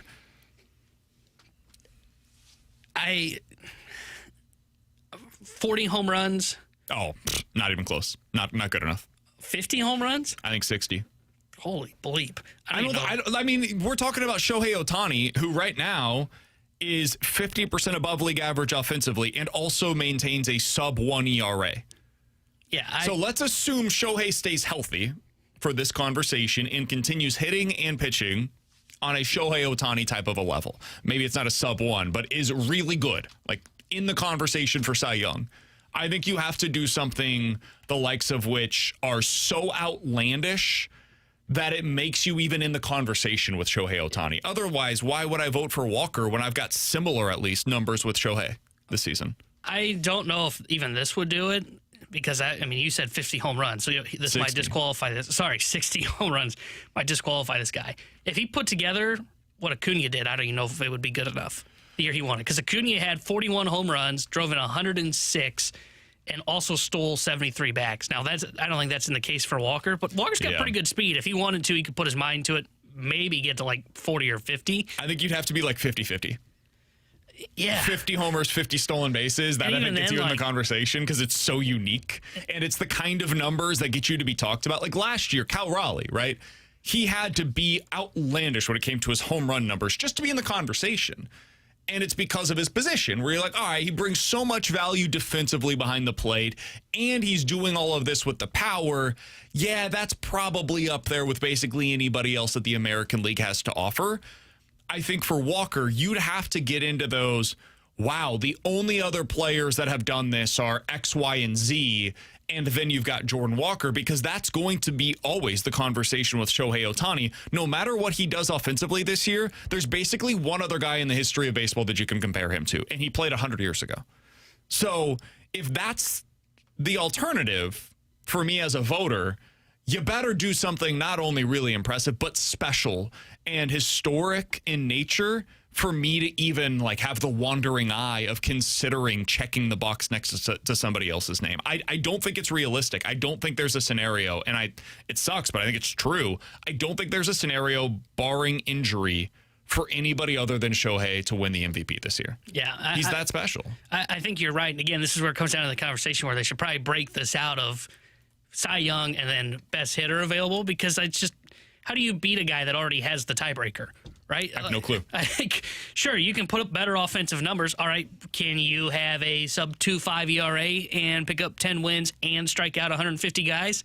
Like, it's just impossible. So I'm with you. I brought up Acuna's numbers. I'm not even sure Acuna would have won MVP that year if Ohtani was in the National League and doing what he's doing this year. And Acuna hit 41 home runs and stole 73 bases, and I think that guy still would have finished second in the National League MVP voting. From Super Brad Arb. Jesus, BK, that's dumb. 60 home runs? Yeah, man. I think that's what it takes. I don't know how else to beat Ohtani. I'm not convinced that would win it. I think that gets you into the conversation. You have to do stuff that has either never been done before or to put you into the conversation with all-time greats. Because Ohtani is always in those conversations, given the fact that right now, offensively, he has an OPS approaching what Jordan Walker has at an 879. And that doesn't take into account, as a pitcher this season, he has started 8 games, he has thrown 49 innings, and he has allowed a total of 4 earned runs. Let me say that one more time. Shohei Ohtani on the mound has thrown 49 innings and has allowed 4 earned runs. There are good Cardinals starts in which they allow 4 earned runs in a start. He has done that over the course of 8 starts, and he's averaging more than 6 innings per start. So he is pitching like an ace, and he is hitting like a top 10-ish hitter in the National League. Yeah, in order to beat that guy for the MVP this year, you're going to need to do something the likes of which feel completely impossible right now. And that's why right now it is Shohei Ohtani's award to lose. Yeah. And think about it. You mentioned Raleigh. Raleigh hit 60 home runs and lost the AL MVP to Judge last year. All right, now imagine if you do that and Judge could pitch. If you can't win the MVP over Judge with 60 home runs, how are you winning the MVP with a guy that could hit 60 home runs? And he may not do it in Ohtani, but can also pitch at that level that you're talking about. And he set his mind out at the beginning of the year, I'm going to win the Cy Young. He's doing it right now. I think what you're talking about in the National League is everybody else is in a race for second place. Yeah. It's like when you used to play golf when Tiger was in his heyday. Everybody else playing for second. You're there on the final Sunday. Yep, that's right. Paired with him in his group. Yep. You're hoping to be in second, and you get a really nice payout. And if you're Jordan Walker this season, your real peers right now are Corbin Carroll, Bryce Terang, Matt Olson, Andy Pages, Drake Baldwin, Ellie De La Cruz, those guys. Those are the players that you're competing with. Shohei's in a different category. Hell, we could have the conversation about what would Jordan Walker have to do to potentially win the American League MVP this year. Now, obviously, he's ineligible for that one, but he's also basically ineligible for the National League, so whatever. Might as well have the conversation. Bobby Witt Jr., as of today, according to this list, is the favorite to win the American League MVP. He has been the best defensive shortstop in baseball so far this year. He's on pace for 40 doubles, 25 homers, and oh, by the way, also has added on 16 stolen bases so far this season. Now, that is the kind of year that I think Jordan Walker could compete with. Mm-hmm. Yeah. It wouldn't be easy, because that's a really good season and he's playing a more premium position. But Walker right now, you put him into the American League, I think you could have a conversation about how does he stack up against Bobby Witt Jr. Yeah, and that one's a lot easier to where, I think 40 home runs and he could be in that conversation, right? I said 40 home runs to Ohtani and you nearly fell out of your chair, and it was fair, right? For that, in the American League, and that's hard, right? We're acting like 40 home runs is an easy task to do. I think last year 5 guys did it. It's ridiculous. It's incredibly hard, but at least in the AL, that would give yourself a chance against Bobby Witt, who, like you said, based on his current projections, wouldn't even get to 30, but will be uplifted by the other metrics. The other thing that we kind of lose sight of when it comes to the MVP voting, if you hit 40 home runs, you immediately catch the eye of the beholder, right? Mm. That is just something that stands out. It's something that's always over social media. I know the voters will deny this, but I'm sorry, it's true. That's the kind of thing that could put you in that conversation in the American League. And the NL is like, yeah, whatever. Did you have a sub-1 ERA like that Ohtani guy? Yeah. It's just not possible. The other thing is his stolen base numbers will be pretty impressive by the end of the year. Yeah. I mean, Walker's on pace right now for 20 steals. It's going a little under-discussed, in my opinion, because there's so much else that's going on. But he's on pace for more than 30 home runs and more than 20 stolen bases. The only guys last year that got to more than 30 and more than 20 were Pete Crow Armstrong, Corbin Carroll, Jazz Chisholm, Francisco Lindor, Julio Rodriguez, Byron Buxton, Juan Soto, and Shohei Ohtani.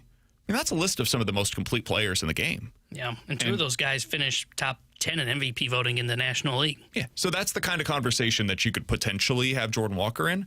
If he was in the American League, that gets you into the discussion with Bobby Witt Jr., but he's not. And so the realistic Go get him, kid. odds are he's going to finish second or worse in the National League MVP conversation. Tough part in the NL is your best shot is to be like the next Jose Ramirez, who unfortunately for him has had Judge in his league and always finishes like top 3. Exactly. That's your hope in the National League now because of Ohtani. Coming up in 10 minutes, yes, I've seen your talk over on the YouTube chat, youtube.com/101 ESPN STL. We have talked a lot of Cardinals in this hour. We did talk to Jeremy Rutherford earlier today, but in 10 minutes, we'll get back to the Blues. They check a surprising number of championship contender boxes. What does that mean for their offseason plans? We'll get into that here in a little bit. The Junk Drawer is next here on 101 ESPN.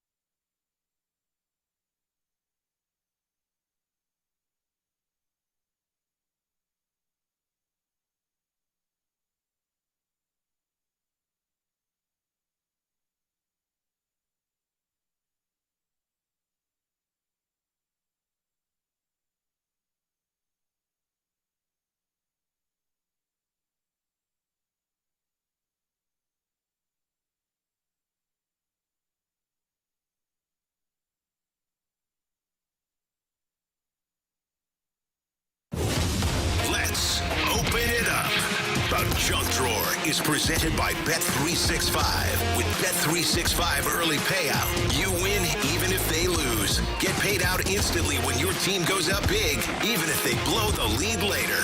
Bet365. Winning is everything.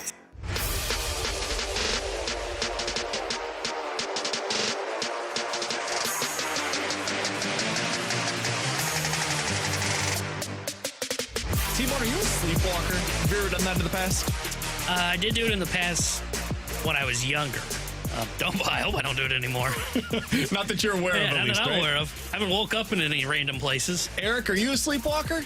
Not anymore. Yeah, no. You did, though, when you were a kid? Oh yeah, all the Really? time. I'd go to bed and then I end up like on the couch or something. Really? Just, like it was And like you have no recollection of how you got Nope. there? not Did one your bit. parents recognize this, or? Yeah, they would tell me all the time that like whenever I was real little and I still slept in like mom and dad's bed and I get scared of monsters and stuff, then like they'd be like, you just like came into our room and like stared at us, like kind of creeped us out. And I wouldn't remember the Was next there morning. concern on their behalf, or was it just I kind don't of think like, so. this is happening, it is what I it think is? they just knew because I was young and Sure. that was it, but not anymore. The reason I ask is because Luca last night, about 4:30 a.m., he's in his new big boy bed, is what he calls it. It's a toddler bed, so it's a full-size bed, but he can get out of it now. He doesn't have the crib or whatever. So last night, 4:30 a.m., we hear suddenly, door opens, because his room is right next to ours, and then he's just sprinting to the living room. Like, what the hell? I wake up, and I have like a panic going on, and I'm like, Luca, are you good? Like freaking out, right? And Kara, because she is sweet and wonderful and a great mom, Didn't panic. did not panic and immediately goes out there, and she's worried now that I have concerned Luca because I am in a panic. And so we're going through the potty training stuff right now. I guess he just woke up in the middle of the night and decided, yo, I gotta pee. And so he had to In there. sprint. And he's got like the miniature potty, right? Yeah. So he had to go to his potty as quickly as humanly possible.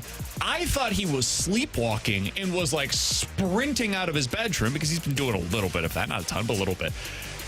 Nope. Wide awake, 4:30 a.m. He's ready to pull down his pants. He took off his overnight diaper on his own, was ready to go potty. And we're like, dude, you good? He's like, yeah, let's do this. Time for the day. Bro, it's 4:30 in the morning. Relax. You're going to bed, man. So yeah, that was my wake up this morning. Took about 30 minutes for me to get my heart rate back down to go back to sleep. Yeah, of course, I can't speak this. I can't imagine what it's like as a parent to have your kid sleepwalking, Oh. right? Now, especially if they were sprinting through the household, that would be You don't terrifying. know what's going on. Like, is Yeah. he going to be able to stop in time before he cracks his Yeah. head on something? Because like my parents said that I would walk out. It was at the old house, and at the old house it was only one level, and I would walk out of my bedroom, which was kind of in the back left corner, and walk out towards the kitchen and just stare at the fridge, which sounds terrifying in of itself. I can't imagine how you react as a parent to that. So credit to you. Well, credit to Kara for staying calm. I deserve zero credit. Yeah, I nearly gave you some. I take it back. I'm giving all the credit to Kara for remaining calm, and the fact that he wasn't sleepwalking makes it even better. Once I realized that he was okay, it took everything in me not to burst out in laughter because it's ridiculous. The kid did not make a peep, zero sounds, did not ask for either of us, just woke up, took off his diaper, and I'm not kidding, dude, was in a dead sprint for his little miniature potty in the living We've all room. been there, man. I mean, if I was hear sprinting amazing. through like the house or something, I'm thinking someone's in there. Like that would probably freak me out. From the 314, guys, I had a coworker who was an auto appraiser. I guess he had a chronic sleepwalking situation, drove to a customer's house at 2:30 in the morning. The customer came out to him underneath the car looking for damage in a trance. Wow, I've never heard of something that serious on sleepwalking. That's terrifying. I've never heard of anything like that. I was gonna ask, can you sprint in your if you sleepwalk? Because I don't know. Yeah, I'm not familiar. I've only I heard have of never done it. they wake up and they walk out, like I was just saying, right? Walk out to the kitchen or walk out to the family room. I've never heard of sprinting, let alone driving a car to a customer's house. There's a documentary, I think it's on Netflix, of a kid. He and his roommate obviously lived together, and he was a sleepwalker, and he killed his roommate, allegedly killed his roommate while he was in that trance, sleepwalking. And that was his defense, is I don't remember any of this. I don't recall. So it's the psyche of it all freaks me out. Now, is that a legitimate defense? I don't know. You can watch the documentary to determine yourself. But that's probably not a good defense to try and convince a jury, but I don't know. Unless you can prove... Can you prove outside of other people that you do sleepwalking? I mean, unless you're gonna bring up Fight Club. Yeah, you need a witness to that or something. From Chad Powers over on the YouTube chat, said, Kiddo sounds like he's a little better potty trained than what BK realized. Yeah, considering we just started a week ago, I would say it's going a little better than anticipated. Now he has his moments, don't get me wrong, but I was shocked that last night he woke up and decided, I need to go to the bathroom. I did not think that was going to be something that we were already at. Sounds like you're getting close already to him getting up on his own and then just hanging out in the family room without the fam for a while. Alongside T-Bone and Eric on BK, it's BK and Ferrario here on 101 ESPN. Coming up next, the Blues check a surprising number of boxes when it comes to their championship contender status. What does that mean for what their offseason plan should be? We'll talk about that next year on 101 ESPN.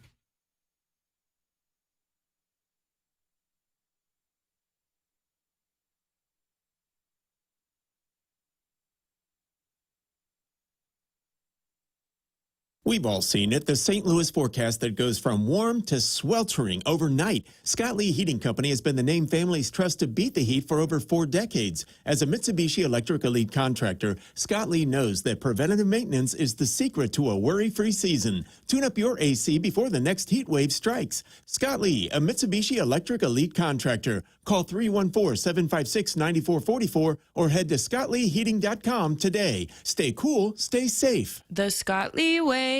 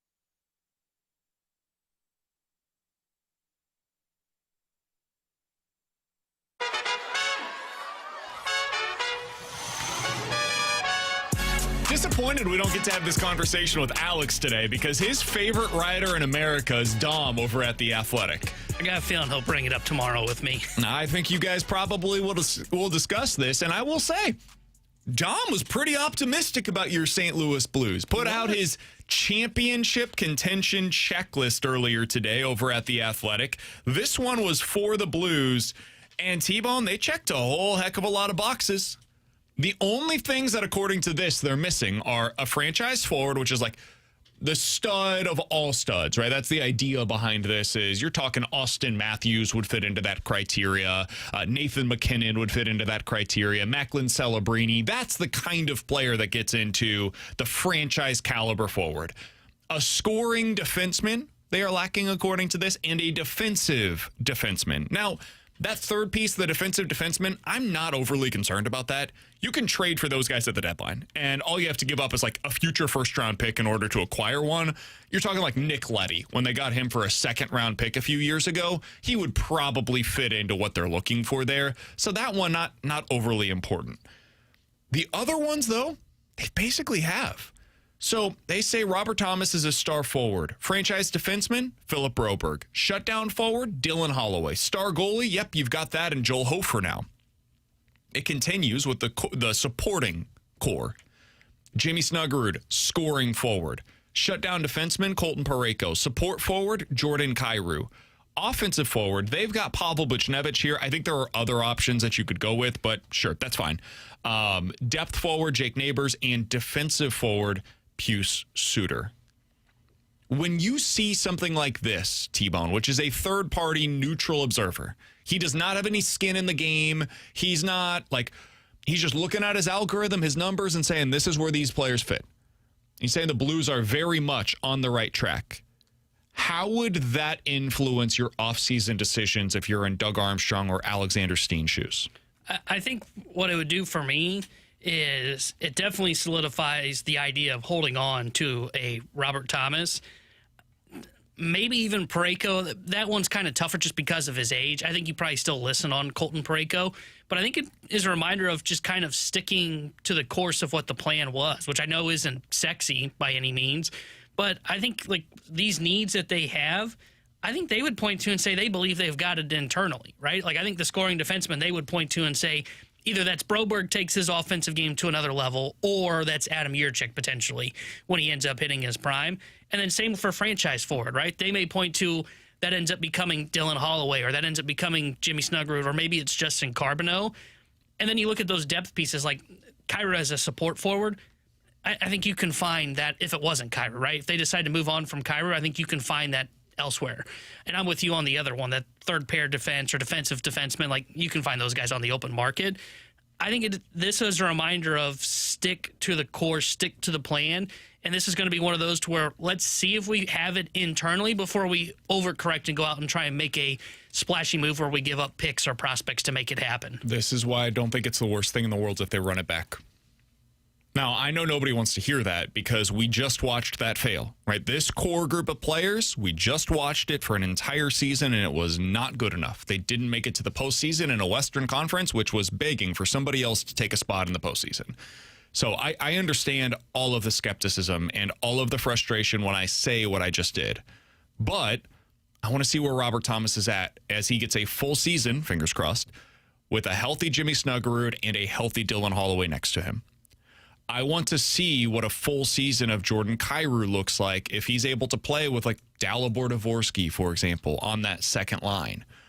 I want to see what this defensive core looks like with Parayko and Mailloux and probably Jiricek, who I want to get to with you here in just a little bit. And on the left side with Broberg taking the step that we saw from a year ago, and Fowler and probably Lindstein. I want to see it. And that means not making what I would consider to be panic trades this offseason unless you're able to get real return for them.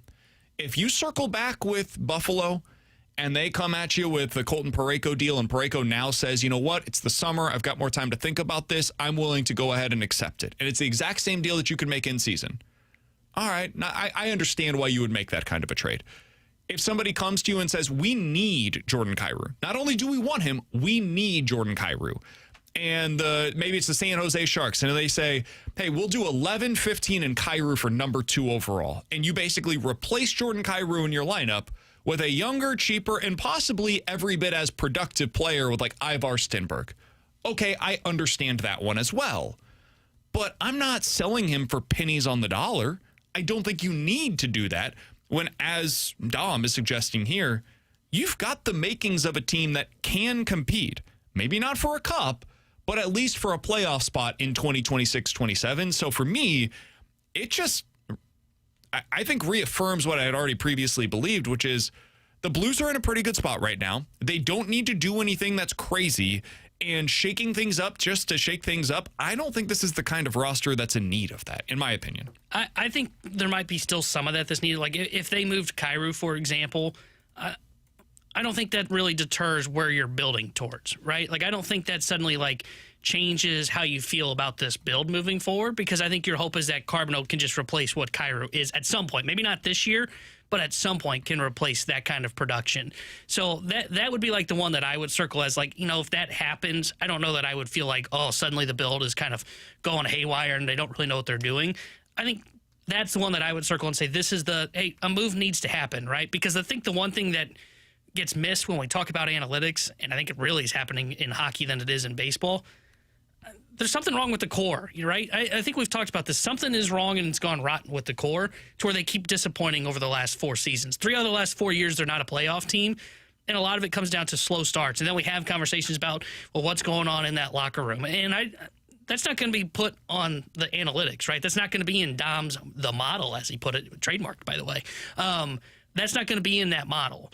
And I think that's where you start to have these conversations around some of these guys. And that's why, unfortunately, for Kyrou, he kind of gets circled. Not saying he's a locker room problem, but he is a part of the big three of what the current core is. And that current core hasn't been good enough. See, and I would argue this past season, it was about injuries. I think Thomas going down with the injury, Snuggerud dealing with the injury, and Holloway dealing with all of his injuries. I think that helps to explain why you were where you were. Now, Kyrou also underwhelmed, and he was not good enough. And that is a big part of what took place this past season. And that one, to me, is about you don't have a center. Now, will that magically change in 2026? I don't know. That's something that I've been saying this for a while now. I think the Blues should be looking to find that second-line center. I don't know how, because everybody's looking for that. But that is something that I think they are legitimately missing right now, and hopefully Dalabordoborski can become that sooner rather than later. But the Kyrou production, I don't have an explanation or an excuse for it. It's just a weird year, and sometimes that stuff happens. But yeah, the overall issues this past season, I think, were mostly about injury. And then before then, I can explain it with, you didn't have a defensive core. Your defensive core stunk before. And now you're finally starting to build. You mentioned this earlier today with the Vegas Golden Knights. What's the lesson to be learned from them? Well, I think it's pretty simple. The lesson to be learned from this year's Vegas Golden Knights is twofold. 1, you need star talent. And 2, you better have a really damn good defensive core. And if you don't, you can't compete against these great teams across the NHL. I mean, look at what I watched last night with Carolina. They stifled what Montreal was able to do. Now, Montreal pushed that thing to overtime by virtue of the fact that they had a couple of really excellent shots, but man, they had like 15 shots on goal. They went 34 minutes with a shot. Yeah, they had like 15 shots on goal, and they played overtime last night. I think it was like 12 shots in the first 3 periods, and that's not new for Carolina. That's what they do against teams with their system. So I say all of that to say this. I think previously it was easy to explain with their defensive core, and last year I think it was easy to explain with their injuries. That's what I attribute the lack of success for this core to. And for next year, if you were to run it back, I think it would be bet on health and the defense is being improved based upon the new guys that have been added to the mix. Because you're not betting on the same guys on the defensive core side of things. That is truly different than what it was previously. Yeah, and I think that's where I can understand that argument, and I think there's some fair points to that. With the defense for what they're going to do next year, like, the other thing I find curious about what they're going to do, at least for next year, in terms of like setting expectations, is this going to be we're trying for a playoff spot, or is this going to be kind of what I would say was the Cardinals year, kind of going into this year and last year? Could this be a runway year on defense? Right, you give Mayu another chance. You give him another full year under his belt. We'll see what he looks like. Right, he was only good for half of a season, so we'll see if that was a mirage or if that was the stepping stone towards something else. You throw Juracek into the lineup potentially. You throw Lindstein into the lineup potentially. Like, that's 3 young defensemen. It's hard to be a competitive team at that point. And if you're saying, okay, well, the defense was the reason we didn't get to see the potential of that forward group. Well, there's a chance we see that again this year. How long are we going to go with that conversation? I think that part of that is on expectations, right? I don't know that the Blues have done a good enough job of selling what expectations should be over the last couple of years. Like this year it was, hey, they should be a playoff team. And then they didn't meet those expectations. They tried to kind of quell that a little bit, but I think expectations from outside the organization were playoffs. But I think they should have been a playoff team if they had guys healthy. I mean, if I told you before the season, hey, Robert Thomas is going to miss, what did he end up missing, 20 games? I think that's right.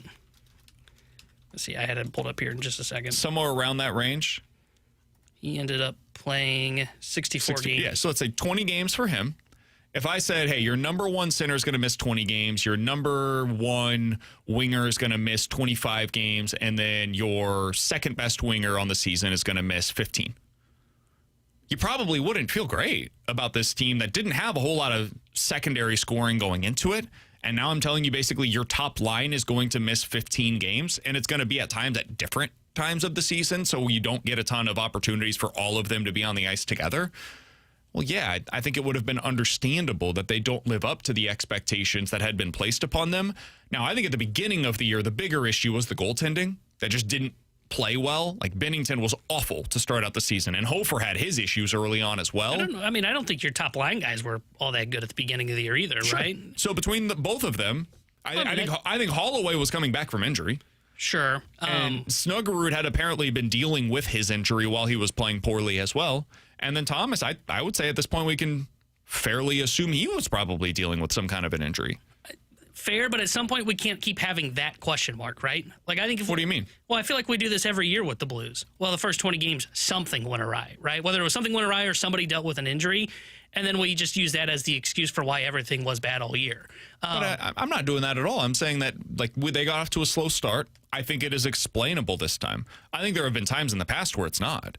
Like when they fired Craig Berube, they had to because there was nothing else you could do. Like the season had been a disaster. That was a team that maybe they weren't all in, but they definitely were trying to win that season, and they had to do something to change. Last year I felt was quite different, and I think they're in a different stretch right now than what they were previously, where you've really overhauled this roster quite a bit. It's only like 5 or 7 players that are here that were the same core members from those teams that failed 2 or 3 years ago. Yeah, that's fair, and we'll see what they look like now that you've kind of shifted to a new core, and they've made that official, right? I mean, there was no hiding that at the trade deadline, that this was a new core. But I just feel like it's the same thing every season, where it is, well, they underperformed for the first 20, 25 games. We pinpointed on one thing, and then they play well in the home stretch. As Army has even said, he doesn't buy too much into the second half run, because at that point you're kind of playing pond hockey, because not everybody's in the race and it's not competitive the whole way. And that's my point, is until I see them actually play well at the beginning of a season when the games actually matter, I'm not going to be able to really buy into what the build is going to be, because that's where you've got to prove it, right? It's one thing to do it in the second half when you're already out of it. There's no pressure on you to just go out, oh, we're 10 points out of a playoff spot, we can go out there and do our thing. No, what do you look like at the beginning of the year? And my big question for him is, okay, I can hear all these things that we're talking about, was maybe it was injuries to some of their star forwards. I better sure as hell see it this season when they come out there to start the opening night, and then I will be willing to buy into where they're going as an organization. From the 314, guys, playoff teams have depth to get through those injuries that you described. Many teams have much worse injury situations than we did. Some do, but those teams are typically championship contenders. If you're a legit playoff team and you dealt with a bunch of injuries over the course of the season, odds are pretty high you're still playing right now. The Blues were not that. They knew that going into the season. They were going to have to be a team that relied on their best players to play at a high level. And once some of those guys either underperformed or were hurt, depending on your perspective of their seasons, it was always going to be difficult for them to be able to overcome that. From Chris Johnston of The Athletic over on Twitter, says that Evgeny Malkin has officially decided to return to the Penguins for a 21st season. He is signing a 1-year bonus-laden extension. So the Penguins are going to run it back with Evgeny Malkin at least one more time. Makes sense. I wouldn't want to see him play anywhere other than in Pittsburgh. Yeah, I'm with you there. I wouldn't want to see him anywhere else. Same with like Crosby. I think those two go out together in Pittsburgh. I saw today, I think it was in the free agent class, because he was technically a free agent.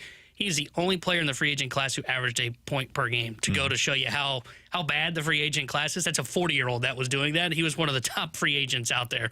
So that's why when we have these conversations, we're talking trades, not talking about going to the market. He's T-Bone on BK. It's BK and Ferrario here on 101 ESPN. In a little more than 10 minutes, we'll get to Bet It or Forget It. 314-399-9646 is the Air Comfort Service text line. You give us a scenario, we will tell you if we are betting it or forgetting it here on 101 ESPN. But coming up next, how do the Cardinals stack up this lineup today when they're going up against a lefty that doesn't have significant splits? We'll talk about that next year on 101 ESPN.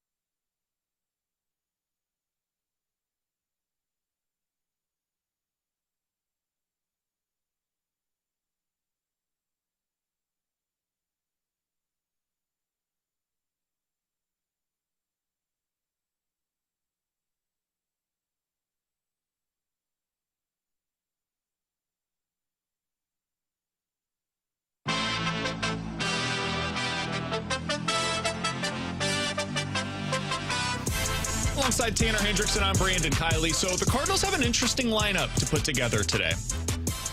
They're going up against a lefty starter But they're going up against a lefty starter that does not have significant splits in Kyle Harrison. Now, when he goes up against opposing left-handed hitters, Harrison basically throws two pitches. He'll throw his fastball and he throws a slurve. That slurve is why he's been so damn good this season. Kyle Harrison on the year, former top prospect with the Giants, was traded as part of the Rafael Devers trade to Boston last year midway through the season, and has become a totally different version of himself this year since being traded for Caleb Durbin in the offseason by the Red Sox. My God, are they bad at this? They are so bad at this, guys. So Milwaukee able to unlock everything in Kyle Harrison's arsenal. He's now become the pitcher that a lot of the top prospect analysts always thought he could be. He's got a 1.7 ERA on the season now. Got a bunch of strikeout stuff, and it's that slurve which has really changed things for him. He's also changed his arm slot, but we don't have to get too nerdy here. That's arm slot change plus slight shape change to his slurve. It's unlocked everything for what he can be. But he doesn't have significant splits, T-Bone. He's basically the same pitcher against righties as lefties. Lefties have a 635 OPS against him. Righties have a 575 OPS against him. If you're in Ollie Marmol's shoes today, what do you do? How do you go about this thing? Because you don't have Ramon Urias. He's not an option. You don't have somebody like Nathan Church to throw out there in center field, make it a little easier without Victor Scott being in the lineup. Okay. Nootbaar's not back yet. All right. So JC's not hitting well and really hasn't all season long. So what are you doing with your lineup? Oh, by the way, you've got a decision behind the plate against a Milwaukee team that's going to be hyper-aggressive stealing bases, and you had an off day that you weren't anticipating on Sunday. So how do you go about this if you're in Ollie's shoes? Well, my first bold take on the lineup, if I were guessing on what Ollie might do tonight, is I don't think Herrera's behind the plate. I know he typically catches McGreevy. I know he catches Palante. I don't think it was a coincidence that the last time that they were scheduled to play the Brewers, and I don't remember if it was Palante or McGreevy that was on the mound. The game got rained out. They didn't play it, so it didn't matter. But he wasn't scheduled behind the plate. They were going to go Pages for, I think, 3 straight, and then they were going to have an off day. And I wonder if they do the same thing here. So my first guess is that you see Herrera at DH today. I think he's DHing and hitting in the 2 spot. I think the top of the order is pretty much the same. Weatherhold at second. I wonder if they'll hit Walker third in right field over Burley. Flip those. Flip them and put Burley at the 4 spot. And then I think you go Win 5. He's been awesome against left-handed pitching this season. Probably Fermin in the 6th spot in left. And then you probably go either Pozo or Pages. I'm guessing Pages. If they want to give him a day off, I would hear the argument to start Pozo behind the plate, but I'll say Pages for now in the 7th spot. I would probably place a JC at third base. I would want to save Gorman potentially for later in the game when you get a right-hander reliever that comes in, and maybe you can pinch hit for him there at the bottom of the order, and then Torres is in center field for me. So I think that's how they will construct it if I had to guess here today. So one of the things that I find interesting about this is what you do at the DH spot, because the way that they operate, they never want to lose the DH, right? Like we just know how, if we operate from the back forward, they don't like losing that spot. So they like having somebody that's going to be the DH the entire game. And then they'll use their flexibility in other areas. The reason that I bring this up is because like, you're not going to want to put like a Thomas JC or Jose Fermin or somebody like that in the DH spot. You'll want them to have that flexibility as a position player today. So if you want Gorman in your lineup, he could be somebody that theoretically makes sense as a DH today, because then you won't lose it later on. And he would be able to match up against basically whoever they decide to throw out there. So that's one spot that I find kind of interesting. Third base, I think, is really interesting because that could be a JC spot, but I just don't feel a need to get him into this lineup, to be honest with you. If you're going to go that direction, like I would give Prieto a chance in this game over a guy like Thomas JC. Is that crazy? I mean, I would get it because I'm with you. I don't feel great about putting Sajaci in my lineup card. I just know it's like 2 at-bats. Right? Can you do something with these 2 at-bats? If not, the moment a righty comes in, I'm going to Gorman, or I'm going to Prieto if you wanted to. So I get it. My thing is, if he's not going to be in this lineup here today against, what's he on the roster for? What's his role? Thing. I don't know. I know that we've had this conversation in the past of, well, you know, that 26 man can just kind of sit around and get his paycheck and do his thing. Pozo has a great smizo. Yeah, but I think Pozo actually has a role, right? I can tell you, potentially right-handed bat that's going to pinch hit. And in a dire situation where they really empty the bench, he's coming in and catching the game against the Reds. JC's basically become a pinch runner. And I don't know how valuable that is, if we're being honest, because there's not many guys to pinch run for. He's also not a good runner. Well, that's a good point, too. He has speed, but he's not a good base runner at this point in his career. Hopefully that will change over time, but right now, dude, I have no confidence in him when he's on the base paths.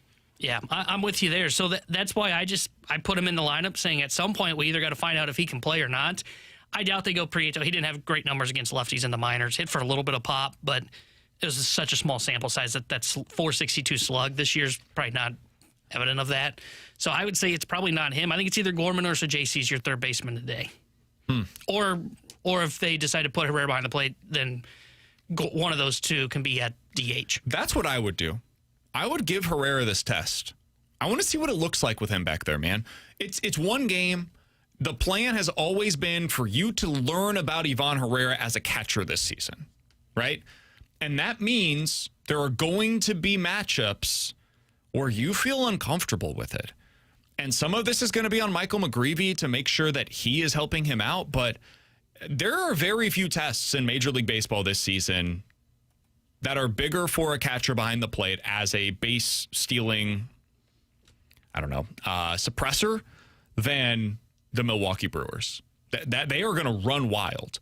And that's the case if it's Pedro Pais behind the plate. It's the case if it's Pozo behind the plate or Herrera. I kind of want to see it. I kind of want to see how he does, what he's able to do. So here's where I would come in at this. Do you think, because this would be my read on the situation right now, the Cardinals, when they say they view Herrera as a catcher in the long term, I think they view it in this role, what I would call the backup catcher, which is starts one game, then this way, as you've seen, I think he's played every game this season for the Cardinals. Correct. Which I'm okay with because of his bat, right? You're getting his bat in every day, and if you were to play him 2 out of 3, it's not possible because you probably got to pull him out because he's going to get dinged up and get beat up. The reason that I bring that up is if this is what his long-term role is as a catcher, do I really need to figure out what he can do against some of the best base stealing teams? I don't know that I do because there's very few matchups that you're going to have there. In a time like this, you can kind of skip a start behind the plate, which might be better for him, honestly, for being honest, just from taking off the mental workload as prepping as a catcher / not taking that beating potentially behind the plate like Pages took yesterday and just staying as a DH. And then once we get back to a more friendlier series, as I'll call it, then we can go back to our rotation. Now, you couldn't do this if this was game 4 of a 17-game stretch, but you're not in that point in the schedule. So I think if you're going to view him as a catcher, as the backup catcher, and that's kind of what the long-term role is, backup catcher / DH, I have no issues with saying, you know what, we're not going to learn what he looks like against a test like this against the Milwaukee Brewers this year. I think when they have these conversations of we're planning more for the long term than we are the short term, I think most of those conversations are on the pitching side, not so much on the offensive side. Do you place any value in the fact that his numbers are much better as a catcher than they are when he is the designated hitter? As an offensive player? Correct. No, I think that's a one-off. A weird stat. It's been this for his entire career. Over the last 3 seasons, here's his OPS by season as a catcher when he's playing defensively behind the plate versus when he's a DH. Past 3 years as a catcher, 795 OPS, 1200 OPS, 985 OPS. Okay. So basically 800, 1200, 1000. Those are the 3 seasons as his OPS. Past 3 seasons when he is a DH, 885, 795, 720. So they are quite a bit better when he is catching than when he is a DH. The reason I bring this up is because I know there are some guys that prefer to be engaged defensively, that don't like just sitting in the dugout waiting for their next at-bat the way that you have to when you're the DH. It's possible Herrera is one of those guys where he's still highly productive as a hitter when he's a DH. That's a really good bat to have in your lineup. And then he becomes one of the best hitters in Major League Baseball when he is behind the plate. So I would keep him behind the plate, see what it looks like today. The plan is 2 out of every 5. He goes with McGreevy. He goes with Palante. It's his day. That's my personal view. Out of curiosity, how many games does he have behind the plate / DH? You'd say, talking about this year? Well, in his career. In his career, because that's what you made reference to. I think it's pretty close to 50-50 at this point. Plate appearance-wise, 421 but as a catcher, 575 as a DH. Okay. So, it's starting to separate a little bit there towards the DH side of things. I don't read too much into those numbers. I get it because we have heard the conversation. I think we had Corey Dickerson on the show when he was a Cardinal, and he said it's hard to be a DH. So I get it. I just don't know that you can plan on him being a catcher going up against any kind of lineup like this. And I get it. This is supposed to be the year where they kind of find out that answer. I think you're seeing in the numbers, it's not good, right? I don't think he's caught a base stealer yet this year. And Páez gives you a fighting chance. El Pozo gives you a fighting chance when he's behind the plate. I don't have a need to try and figure out, okay, can he work against these lineups? Because I think you can protect him from this most of the time in a season. There might be times where you can, but if you can protect a player from their flaw that I'm not sure that they can fix, teams do this all the time, right? We see this get like a left-handed hitter. Gorman, he's probably a bad example because he's actually decent against lefties, but Burley, for example. Burley's a guy that's not been very good against left-handed pitching, and if that continues through his career, at some point teams will try and protect him from that and put him in a platoon. And that's not the worst thing in the world. Jock Peterson is this. Randall Grichuk made a career out of this.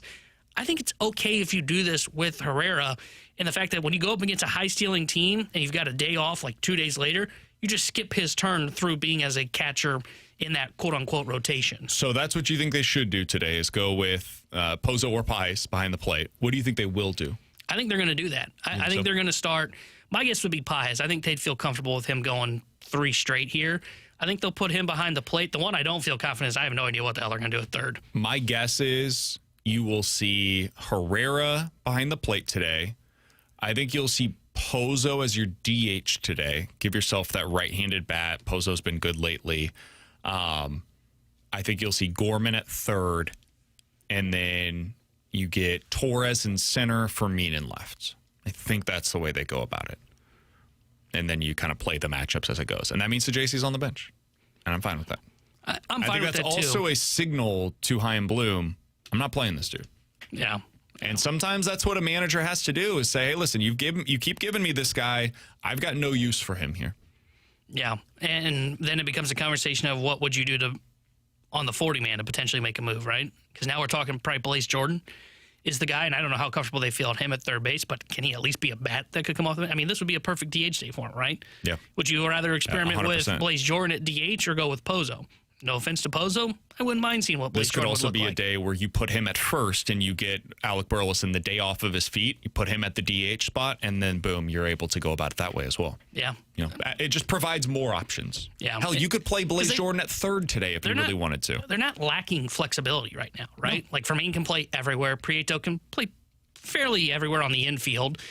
Torres can even play a little bit on the infield if need be and cover all 3 outfield spots. So it's not one of these things where it's, well, we've got already a guy that can only play first base on the bench. No, the only guy that does that is Pozo. So you've got plenty of flexibility. And again, even with Blaze Jordan, he can play third. Yeah. I don't know how well he would do it, but seeing what we've seen so far from Prieto, I'm not sure it would be a whole lot worse. Fair. You know? Fair. Prieto played shortstop down in AAA this season. I have no idea how he got away with that, and apparently he was fine. But defensively, I have not been particularly impressed by what he's done so far at the major league. I agree with that. Alongside T-Bone on BK, Bet It or Forget It is next.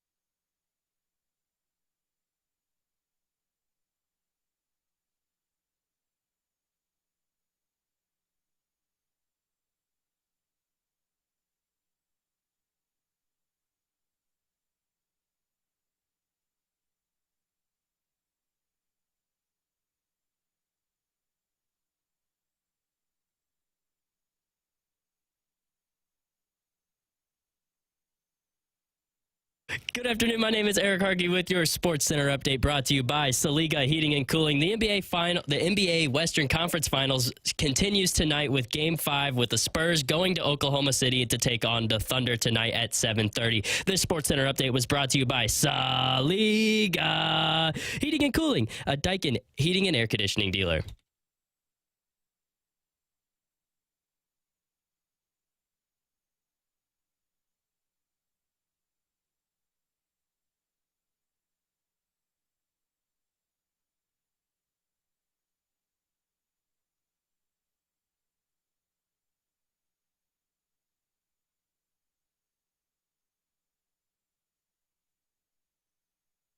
Three 314-399-9646. That is the Air Comfort Service text line for Bet It or Forget It. You guys give us a scenario. We will tell you if we are betting it or forgetting it here on 101 ESPN. All right, T-Bone, let's start out with this. Bet it or forget it. The Vegas Golden Knights pulled this off. They get a sweep in the Western Conference Finals against the Colorado Avalanche, a game that you'll hear right here on 101 ESPN starting tonight at 7:30.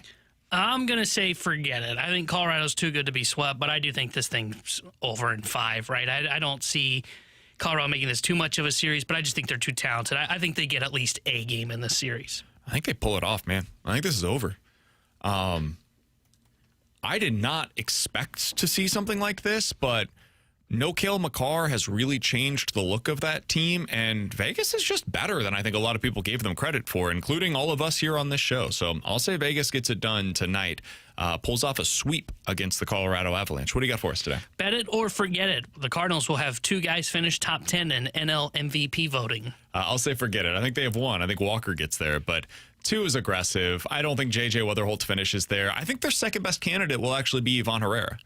I think he'll be the guy that is most likely among their non-Jordan Walker hitters. That's interesting. I could see that. I feel like he's gone quietly cold again, kind of, but I don't know why. I don't know why I have that feeling. I could see that. I would forget it as well. If I said better forget they have a top 10 MVP and Rookie of the Year, would you bet that? Yeah, absolutely.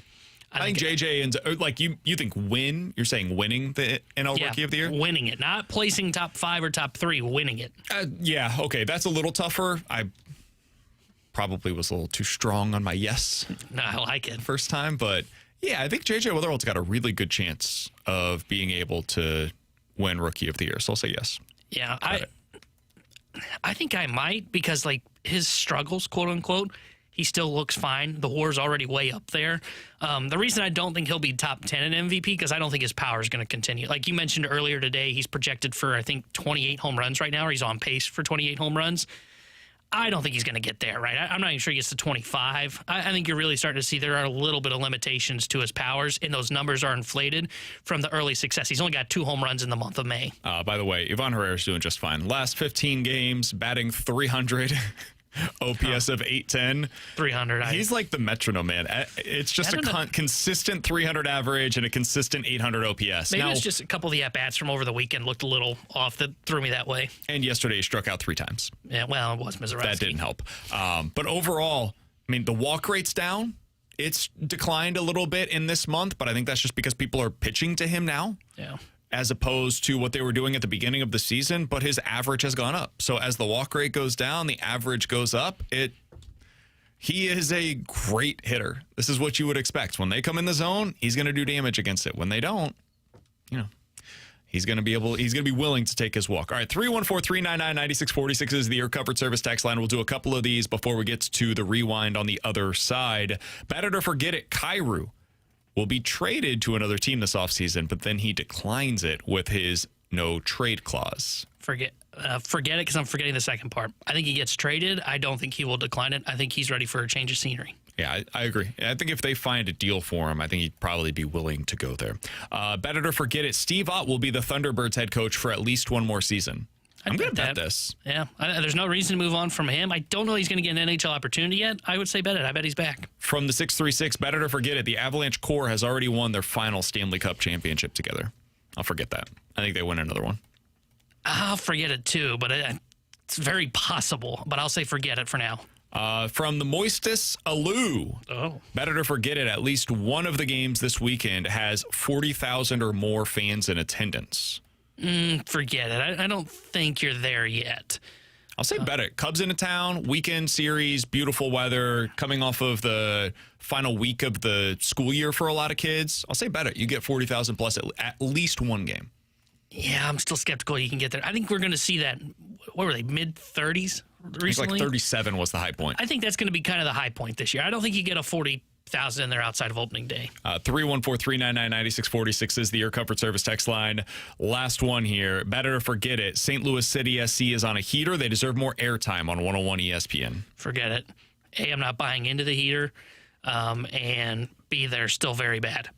Damn. So you're really not buying into it? No. I'll say bet it. They deserve more. Coming up next, the Rewind is next here on 101 ESPN.